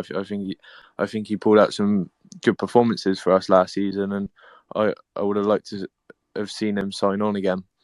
Yeah, I agree. I felt a bit sorry for him, the fact that he was always put on the right wing when you could tell you could just tell the way he played that he was a natural centre back. Yeah, and when he did play centre back, he didn't do nothing wrong. This time last season he was linked to Pompey. He went to Pompey on deadline day. Yeah. Guys, Kevin's tweeted us to say Conroy was our rock. I can't fault Dion Conroy for his efforts or his commitment. No, listen, Kevin, I think most Swindon Town fans will be with you in wishing Dion all the best moving forward. I think I think Dion's dip in form coincided with sort of 2 or 3 results that really, if you look at our situation at the end of the season, we look back with a lot of regret. Like, it really, really cost us. And I think Dion was probably, we love a scapegoat at Swindon Town, don't we? And I think Dion, very quickly became that. And I think whilst he sort of gave off the veneer, the veneer that, it didn't really bother him, I think it probably did bother him. And I think the thing about Dion last season was that's probably the most amount of football he's probably played in his career. And that for his body would have probably been pretty tricky. Aidan's tweeted to say, sorry, Aidan, we've already covered that off, buddy. Hello, the boys from the Fools Rush In vlog have tweeted to say, we're more than happy with today and in turn our window in general. The season starts properly again from now. Let's do this. Here, FRI. I completely agree with you. Trying to get some more information about Morgan Roberts. What I can tell you is that Tans has seen him playing for Banbury and he is waxing lyrical about him. We're getting so many texts in at the moment that my Twitter is refusing to load and refusing to update. So I'm going to try and get into those as soon as I can, Tans. But yeah, Tans is basically saying we have signed an absolute baller. So we'll keep half an eye on that. I've got a feeling we'll probably end up in a situation where it's like another Ricky Aguiar, where he's going to take a little bit of time to acclimatise and then hopefully he will be away. Another deal seems to be breaking. Wolves have confirmed the signing of Boubacar Traoré on loan from Metz in France. And Glasgow Celtic have signed Oliver Abilgard on loan from Rubin Kazan. So deals still being announced left, right and centre. Take this back to my panel. Guys, are there any other moves that are catching the eye or that you feel are worth debate? Or is there anything that we are missing here as we approach the anchor leg of our show, our mammoth show this evening? What about Nottingham Forest have made 2 more signings. Incredible. Tell us about bloody it. hell? Serge Aurier and someone called Bade is signed. I'm not sure who the other one is unless anyone else can fill me in. Is Mitchie coming as well? I know Mitchie. No, so Fabrizio Romano just tweeted saying that Mitchie deals collapsed at the last minute because documents weren't sent in time. So they were going to make another free sign. They were going to make another 3 signings rather than just another 2. Don't worry, Chelsea for he'll end up. Mitchie Batshuayi is going to end up at Crystal Palace. We all know it. This has got to be some sort of Premier League record for amount of signings in a summer transfer window. It's all, and they'll be struggling. But they'll struggle and sign more in January. It's just come through that a total spend of 2.1 billion. 2.1 billion. And Chelsea with a record topping 228 million net spend. Great stuff. Still ruining football after all these years. Gab, you are Never literally changed, Chelsea. United in 2003. I'm waiting for Todd Bowley to say, the famous words of, "Did we overspend? Well, maybe, but we lived the dream." Well, I'll tell you what, Gabs, I'll be really, really interested in your view here of Todd Bowley. So obviously you've gone from, oligarch money and the Abramovich era into American money and the LA Dodgers. What's your general feel? What's the vibe around the place? Because I hate to use the phrase willy waving, but I can't help but think that Bowley's come in and this enormous spend is just to put everyone's mind at rest that Chelsea have still got that level of clout in the market. He's making big statements, isn't he? It's a combination of that and the fact he's had free reign. He's had to pay for the club. He's had to inherit no debts. So he's pretty much given free reign to do what he wants. I think if there's anything that I've learned from this transfer window is he probably needs a director of football, just because I think there was one stage where he's flying all over the country trying to secure deals. But to be honest, he's worked with the Dodgers. He's done a bit of work with the Lakers as well, so he knows the sports business. He knows how to close out deals and negotiate. But I think sometimes you need. I think having Czech in that sort of position, helping with operations, does aid. But in terms of the spend, to be honest, I think it puts a lot of pressure on Tuchel now because he's really, really backed Tuchel. So if he doesn't get the results now, I think questions will be asked by the fan base. Yeah. Do you get the feeling that Todd Bowley's playing a bit of a real life FIFA Ultimate Team at the minute? Oh, absolutely. But to be honest, it sounds ridiculous. It was kind of needed because they really messed up by the amount of free agents that went at the end of last season. It was ridiculous. So in a way, I think it kind of needed to be done. I don't think the sanctions helped as well because obviously they were after Koundé for ages, and then the sanctions happened. So then obviously he had his head turned, went to Barca. So, but I think as well, Leicester probably were licking their lips at the fact Chelsea lost to Leeds, knowing that they could bump up that price a bit more as well. And then I think the injury to Kante has kind of made Chelsea go, right, we need a CDM as well. So obviously teams around Europe have gone, right, that's a way to fleece Chelsea as well.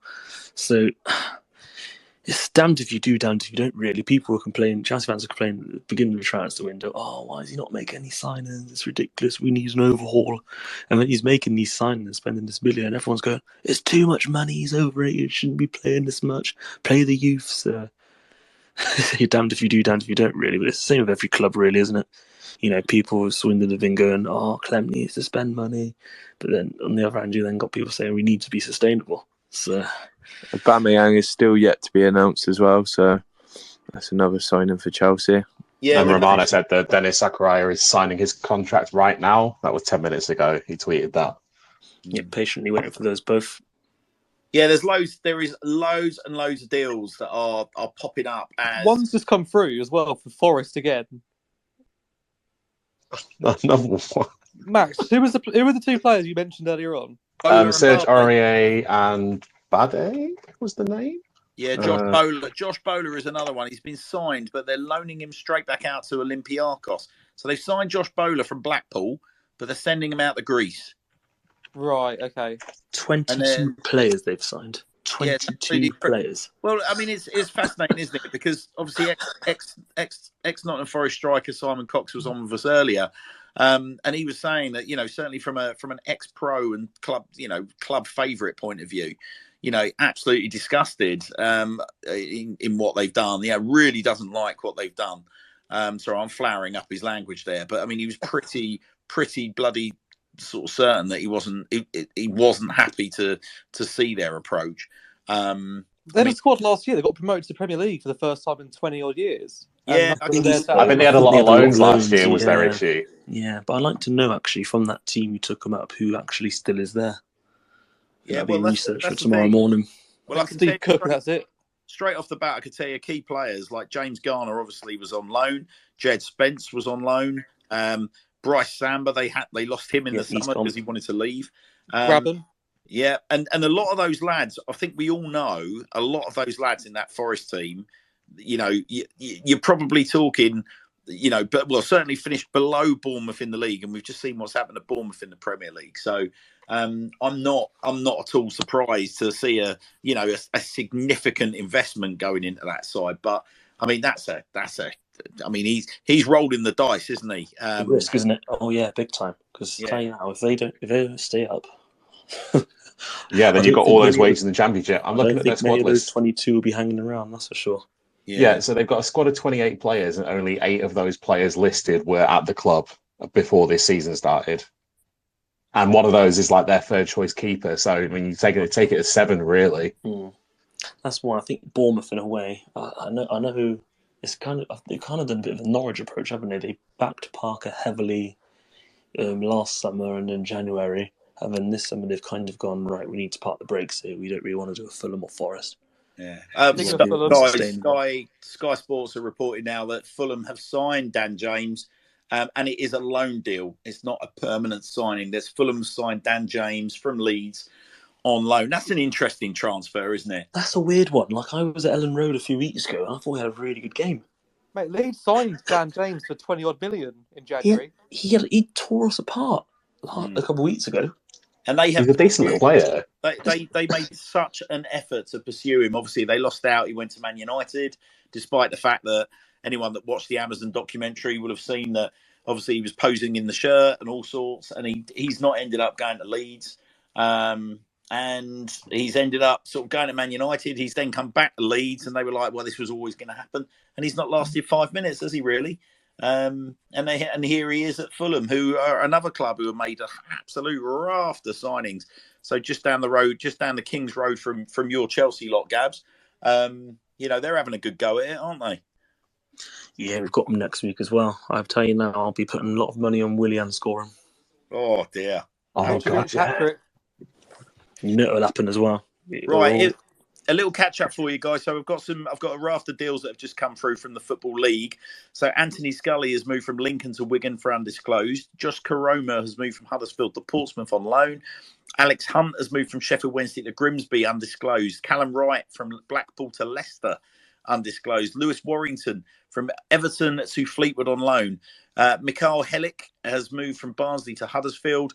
Morgan Roberts from Banbury United to Swindon Town Football Club for an undisclosed fee. We have paid money for your boy Morgan Roberts. And Lewis Ward, confirmed, has moved from Swindon Town to Sutton United for an undisclosed fee. And at the moment, last deal to be reported in the Football League is Riley Towler has moved from Bristol City to AFC Wimbledon. So another raft of deals. We'll try and keep across all the other deals as they break. But we were just sort of doing a little roundup of players that have departed Swindon Town in this window and how we're feeling about it. Jack Payne, guys, I want to bring... So we talked about Akinotimo, we've talked about Conroy, Woolacott and Egbo. Jack Payne, for me, is probably the biggest topic of conversation. I don't know who wants to grasp this nettle, but it's a fascinating one because, to quote the club management, Swindon Town have made Jack Payne a huge offer to remain at the county ground, and certain sources suggest that he would have probably been wearing the captain's armband this season had he stayed. He chose not to stay. He chose to go to Charlton Athletic with Ben Garner. And he's not exactly found himself as an automatic selection at the Valley, has he? So I don't know who's got a thought of Jack Payne at the moment. My mate is actually a big Charlton fan, and I was sort of chatting to him throughout the whole sort of Ben Garner saga when he was being linked with Charlton, and then obviously when he went, and some of our coaching staff was going as well, and then they started poaching. I think they started off with Egbo, and then obviously ended up with another couple of our players. But Jack, with Jack Payne, I think he was really important to the squad, and after he left, I think he prioritised his football quite a lot. Like he wanted to test himself at the highest level, and that's why he turned down the money. So for me personally, I find it hard to begrudge him of that kind of like motive. You know what I mean? Like he obviously wants to just test himself at a high level. But my friend who supports Charlton, he said that he thought that he wasn't going to get like a guaranteed spot in the squad either. I can't remember who it was. He said there was another player who played the same position, and he basically just thought he was a better Jack Payne anyway. So I'm not sure how he feels about the move. Maybe sort of having second thoughts about it now, but in terms of motivation, I don't really begrudge him anything personally. Yeah, I mean it's an interesting one from our perspective. Look, all we really want for Jack Payne is genuinely the best, and for us, I felt we all felt that we got Jack Payne. Like as a football club, we got Jack Payne. There were a lot of clubs he's played for in his career. He spoke very openly about wanting to settle at Swindon, that make a home for himself, that he'd flitted around a lot and he didn't want to do that anymore. So I think we all sort of saw the potential risks in going to Charlton, and that going to Charlton doesn't necessarily equate even playing for Ben Garner as an opportunity to play, be an automatic starter. I think we've seen, DJ's gone there. He's had a difficult time. Another Swindon Town favourite. It's just not worked out for them, and it's a sad one, but. I genuinely, of all the lads that have gone to Charlton, I don't think any of them go with any really real bad wishes. Maybe with the exception of the gaffer because of the way that deal was seemingly done. But obviously, we wish Jack Payne all the best. Got a couple of texts rolling in as we're speaking. So Louis Bailey is just talking about Billy Gilmore. So Lewis Bailey, hello Lewis, thank you for this. Lewis just saying that Gilmore had to be a permanent deal because apparently Brighton already had a loan player from a Premier club and you're only allowed one. So they've had to sign Billy Gilmore on a permanent deal.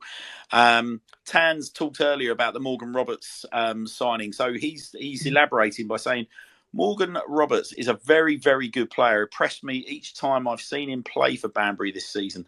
Quick, technical, with an eye for goal. Well, that sounds like a little bit of me. So thank you very much. JJ saying, personally thought Dion was a poor defender. He was great around the club, but that last contract was out of pity, in my opinion. Brilliant deadline from Town tonight. I'm very, very happy. It doesn't happen often, eh? Yeah, JJ, to be fair, mate, I think you're right. And I think that probably gives me an opportunity to dip back into our panel and ask them all the following question. And don't give me any of your splinters on the bum answers, guys. And don't give me any of your explanations. I just want a simple yes or no. Joe Vincent, are you happy with Swindon Town's window? Yeah. That'll do. Gabs, are you happy with Swindon Town's window? Yep. Rachel, are you listening in? Are you happy with Swindon Town's window? Yes, I am. Beautiful. Max, are you happy with Swindon Town's window? Yes. Mike, how about you? Very happy. Ellis, how about you? We're winning the league. Yeah. Yes. Right. So, okay, Arch, are you happy with Swindon Town's window? Yeah, actually, very, very nice, very, very good. Right, and I'm absolute. Yeah, I think that's a solid window. Okay, so I'm going to give a little bit of context here. I think the reason I'm so happy with our window is that a lot of the players that we talked about earlier, when we went through the lineup, went through the signings for Swindon Town this season, and we talked about the hits and the misses. I think we are seeing Tom Clayton really starting to emerge as a absolutely super signing. Likewise, I think Ronan Darcy is going to continue to develop and emerge as a really, really influential player. I saw enough of Reece Devine pre-season against Woking to know that there's a player in there, certainly fitting into our system down the left-hand side. I believe Reece Devine, when he's back from injury, is going to be really good. Angus McDonald, I agree with one of the callers from earlier. I think Angus is really, really starting to grow into this Swindon Town side. Saidu Khan's been in and amongst the assists, and I think he is going to become more and more influential as the season rolls on. Jacob Wakeling has been delighting me, absolutely delighting me. And Fraser Blake Tracy has just come from nowhere at Burton and looks the absolute part down the left-hand side. And, of course, between the sticks, Sol Bryn. So you then add to that the signings that we've added tonight. So Morgan Roberts sounds like a really, really interesting signing. I don't know a lot about him, but clearly Tans has seen a fair bit. And he has described the kind of player that warms our cockles at the county ground. Jephcott. Now, I'll tell you, I had no idea Jephcott was a Swindon Town fan, but if that picture from back in 2012 is anything to go by, that's going to absolutely delight Swindon fans from the outset. And the fact that we've got a Ginger Pele, everyone's going to be over the moon to be singing that song at the county ground again. We've signed a player to slot in at right back, very much needed, because I think Romeo Hutton looks more of a winger stroke wing back than he does a orthodox fullback. So that's exciting. And the signing of Roshawn Hepburn-Murphy, again, that's just bolstering the striking ranks. So I'm really, really, really happy with this window. The watch outs are, as I said before, Jephcott signing just because he's a big name and he's scored a lot of goals.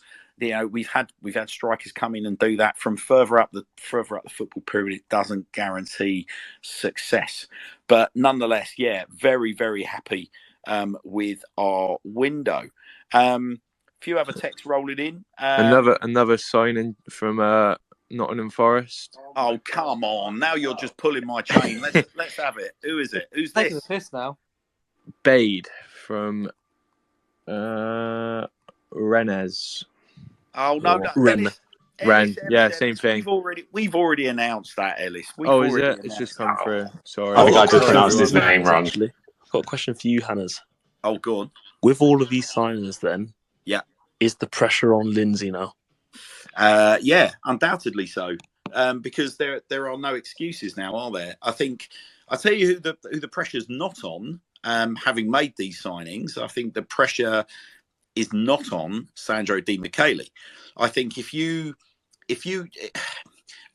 sat there 48 hours ago and I was of the opinion this is arguably the most important 48 hours in Sandro Di Michele's time at the football club so far. I genuinely was really interested and intrigued by his signings prior to today. And I do believe that we are starting to see more than green shoots. I think we're seeing a lot of encouragement from the bulk of those signings. There are a couple in there that clearly don't seem for one reason or another to be working out, but I still felt they were intriguing. What I've seen from the signings tonight, you know, 2 of them have got the right kind of pedigree. But my only watch out on that was Islam Farouz had the right kind of pedigree. Charlie Colkett had the right kind of pedigree. They weren't the right kind of player for Swindon Town in the end, and it went horribly wrong. So that would be my only watch out. I think that Sandro is now given a very nice balanced squad to his gaffer, and I think it has got to deliver. Like, I think Scott has got to deliver. But to be totally frank with you, and I just want to be absolutely clear about this, and hopefully I've said this enough times now that people actually listen. Whilst I'm very glass half full about Swindon Town on all things, and probably to a fault, if I'm going to be really honest, I had said all the way along that I was going to reserve judgment on Scott Lindsay until we were a good 10 games into the season. So whilst people have been kind of, you know, very happy to give him a lambasting as early as after pre-season and straight after Harrogate, I was a bit like, no, look, you know, I just don't think that's fair. Now, I got criticised by Charlie Austin because Charlie was saying, look, time is something that managers just don't get. And so I do take that on board. And maybe, you know, I speak as a former company director. Like, I've employed a lot of people. I've had to, you know, terminate people's employment. I've had to take people through disciplinaries, and it's not an easy thing. So maybe that affects my thinking. But I don't believe that, you know, such an enormous sort of, you know, revamp of our playing squad, rebuild of our club. I don't think you can compare us to any other team that's just rebuilding on the pitch. We are rebuilding as a club, like, you know, we really, really are. I'm not going to use those words, we've got our club back, but we are rebuilding as a club, you know. So, Gabs, it's a very, very long-winded way to answer your question. But yeah, I really do think that the pressure is on Scott now. I don't think it's do or die on Saturday. I do think there'll be a lot of pressure on Saturday if we don't get a result, at least a point away to Gillingham.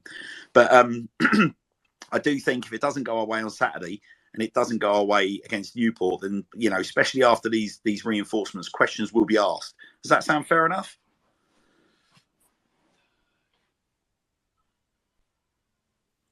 Yeah, I'd say so. I guess it is a sensitive issue, like everything that's going on. I think there's a lot of people under pressure. I think Sandro obviously has probably been under massive pressure the past week to find the right signings. Looks like he has now. I think Clem at the start getting the right people in, getting Sandro in. Again, he would have been feeling the pressure all for this window, especially having to do it from afar. We've done, and it seems like on the transfer front we've done well. So yeah, now, but yeah. The onus does switch over to Lindsay now. Yeah. Well, what I'm going to try and do, I'm going to try and see if we can finish on a high. Because Ryan Whelan, we've got you listening in on the show right now, and it's an absolute treat to have you with us. And I'm going to try and see if I can challenge you to join us tonight, Ryan.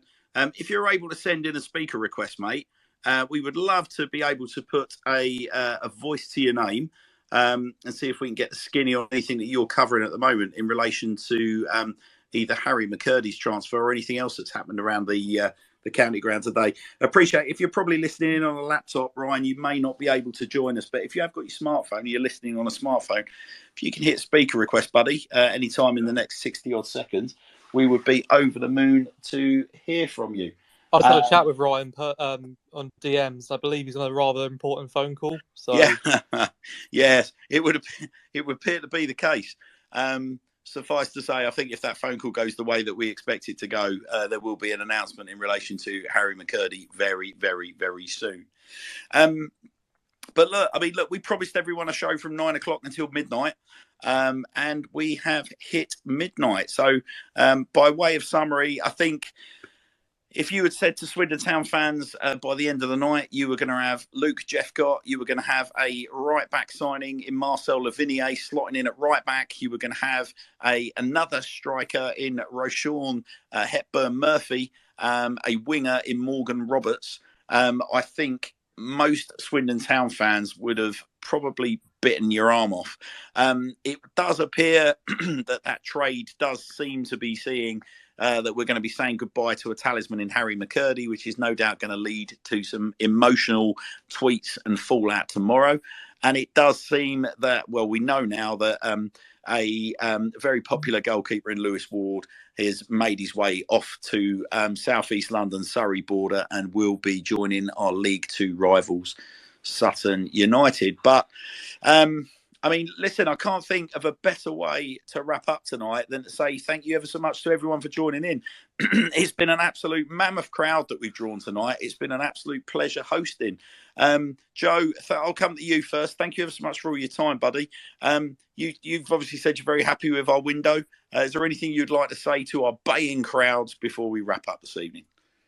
No, only thing I'd leave on would be whether or not Harry McCurdy stays or goes. If he goes, you know, we remember him as a sort of a town cult hero. If he stays, then we're singing his name on Saturday and we're giving him a big hug from the crowd onto the pitch.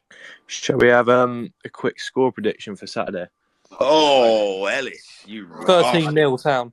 You absolutely. Got back to move into uni. All right. Well, the smallest violin in the world is playing. All right, Arch. Well, you give us your Saturday. Jules. Yeah. Oh, it's Jules, isn't it? Like, we've got to beat him at least 3 or 4-0, just because it's Jules. Simple. Yeah. 4-0. Okay, 4-0 is that's Archer. Go on, Ellis. What Jephcott hat-trick. A Jephcott hat-trick and a 4-0 win. What are you going with, Ellis? 3-0. Lads, 3-0. I don't want to take you back to earth, but have you seen our record there? Oh, Gabs, you realist, you. Have you seen signings we've made there? The worst thing is, right, one of my best memories following Swindon was at Gillingham when we lost the game 3-1. Oh. Hey, listen, I mean, you know, one of my more recent memories of Gillingham, obviously living where I do, literally right on the London-Kent border, not a million miles away from Medway. It's, you know, 5-0. That wasn't pretty. Oh, God. Yeah. But then what a beautiful season that followed on. But you know what? Harrogate. Think about Harrogate. Exactly. It's directly relevant, Gabs. You took the words right out of my mouth. Directly relevant, I think, to this season. And I do think we're going to go on and continue to grow. I'm going to get off my soapbox because, Ellis, I still don't think have you given us your... Yeah, I said 3-0. 3-0. What are you going with, Mike? We're going to win 4-1. 4-1. God, some big scorelines. Max, what are you going with? 1-0, Jephcott coming on as a sub and scoring 90th minute. Oh, moist. Joe Vincent, what are you saying? I'll say 2-0, Jephcott and Louis Reed, because he's still knocking around, isn't he? Yeah, he certainly is. I mean, we've not even mentioned him tonight. How good is it that we survived the window and not lost Louis Reed, by the way? Oh. I saw one tweet trying to gather some going fishing, but never in doubt. Yeah, he wouldn't leave us. Well, he might at some point. No, you know, this is Swindon. Don't forget, this is Swindon. That's all I'm saying. Go on, Gabs. Then you give us your realist. What's the realist in you saying? It's going to be draw. I'm thinking draw, but it would be. We could smash and grab it. And grab it. Go on. You said a cheeky 1-0. Cheeky 1-0. Oh, nice. And the first lady of the Sir Tom Broadbent Lounge, Rachel, are you listening? If so, what are you thinking? 2-1. Oh, yes, 2-1. Scorers from you, Rach? Jephcott both. Oh, nice. Well, that leaves me to drop a prediction in. I think, like Gabs, I think it's going to be a smash and grab job. I think we're gonna nick it 2-1. But I think it will be a bit like Sutton last season. I think we're racing to a 2-0 lead. I think they'll pull one back. But unlike the weekend where we couldn't hold on, I think we will hold on. And I think Livinier is going to be involved as well. I think he'll probably provide an assist. I think Jephcott will be amongst the goals if he starts. And it will be 2-1. It will be Wakelin as well. Wakelin and Jephcott with Livinier amongst the assists. But there you are. Well, listen, absolute treat hosting you all tonight. I've had so much fun. We enjoyed the last transfer window. This was even better. We have been sent, by the way, a note of apology from Paul Caddis. I can't go into detail, but Paul's been embroiled in a host of interesting conversations this evening, which has kept him from us. But he sends his sincerest apologies.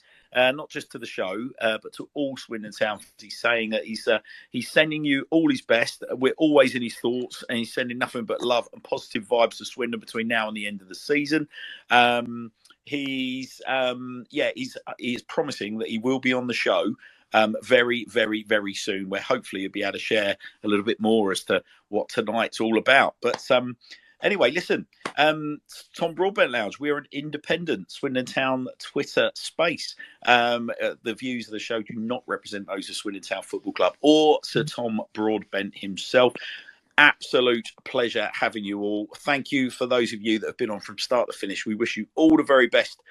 Enjoy Saturday. I will be tweeting very, very soon as to what our show next week, when we return on Wednesday, will be all about. But I promise you, it will certainly involve Charlie Austin and a guest or two. But take good care for now. Cheers to my panel. We'll meet again. Don't know where. Don't know where. Hey, what better way to finish? Take good care. Good night.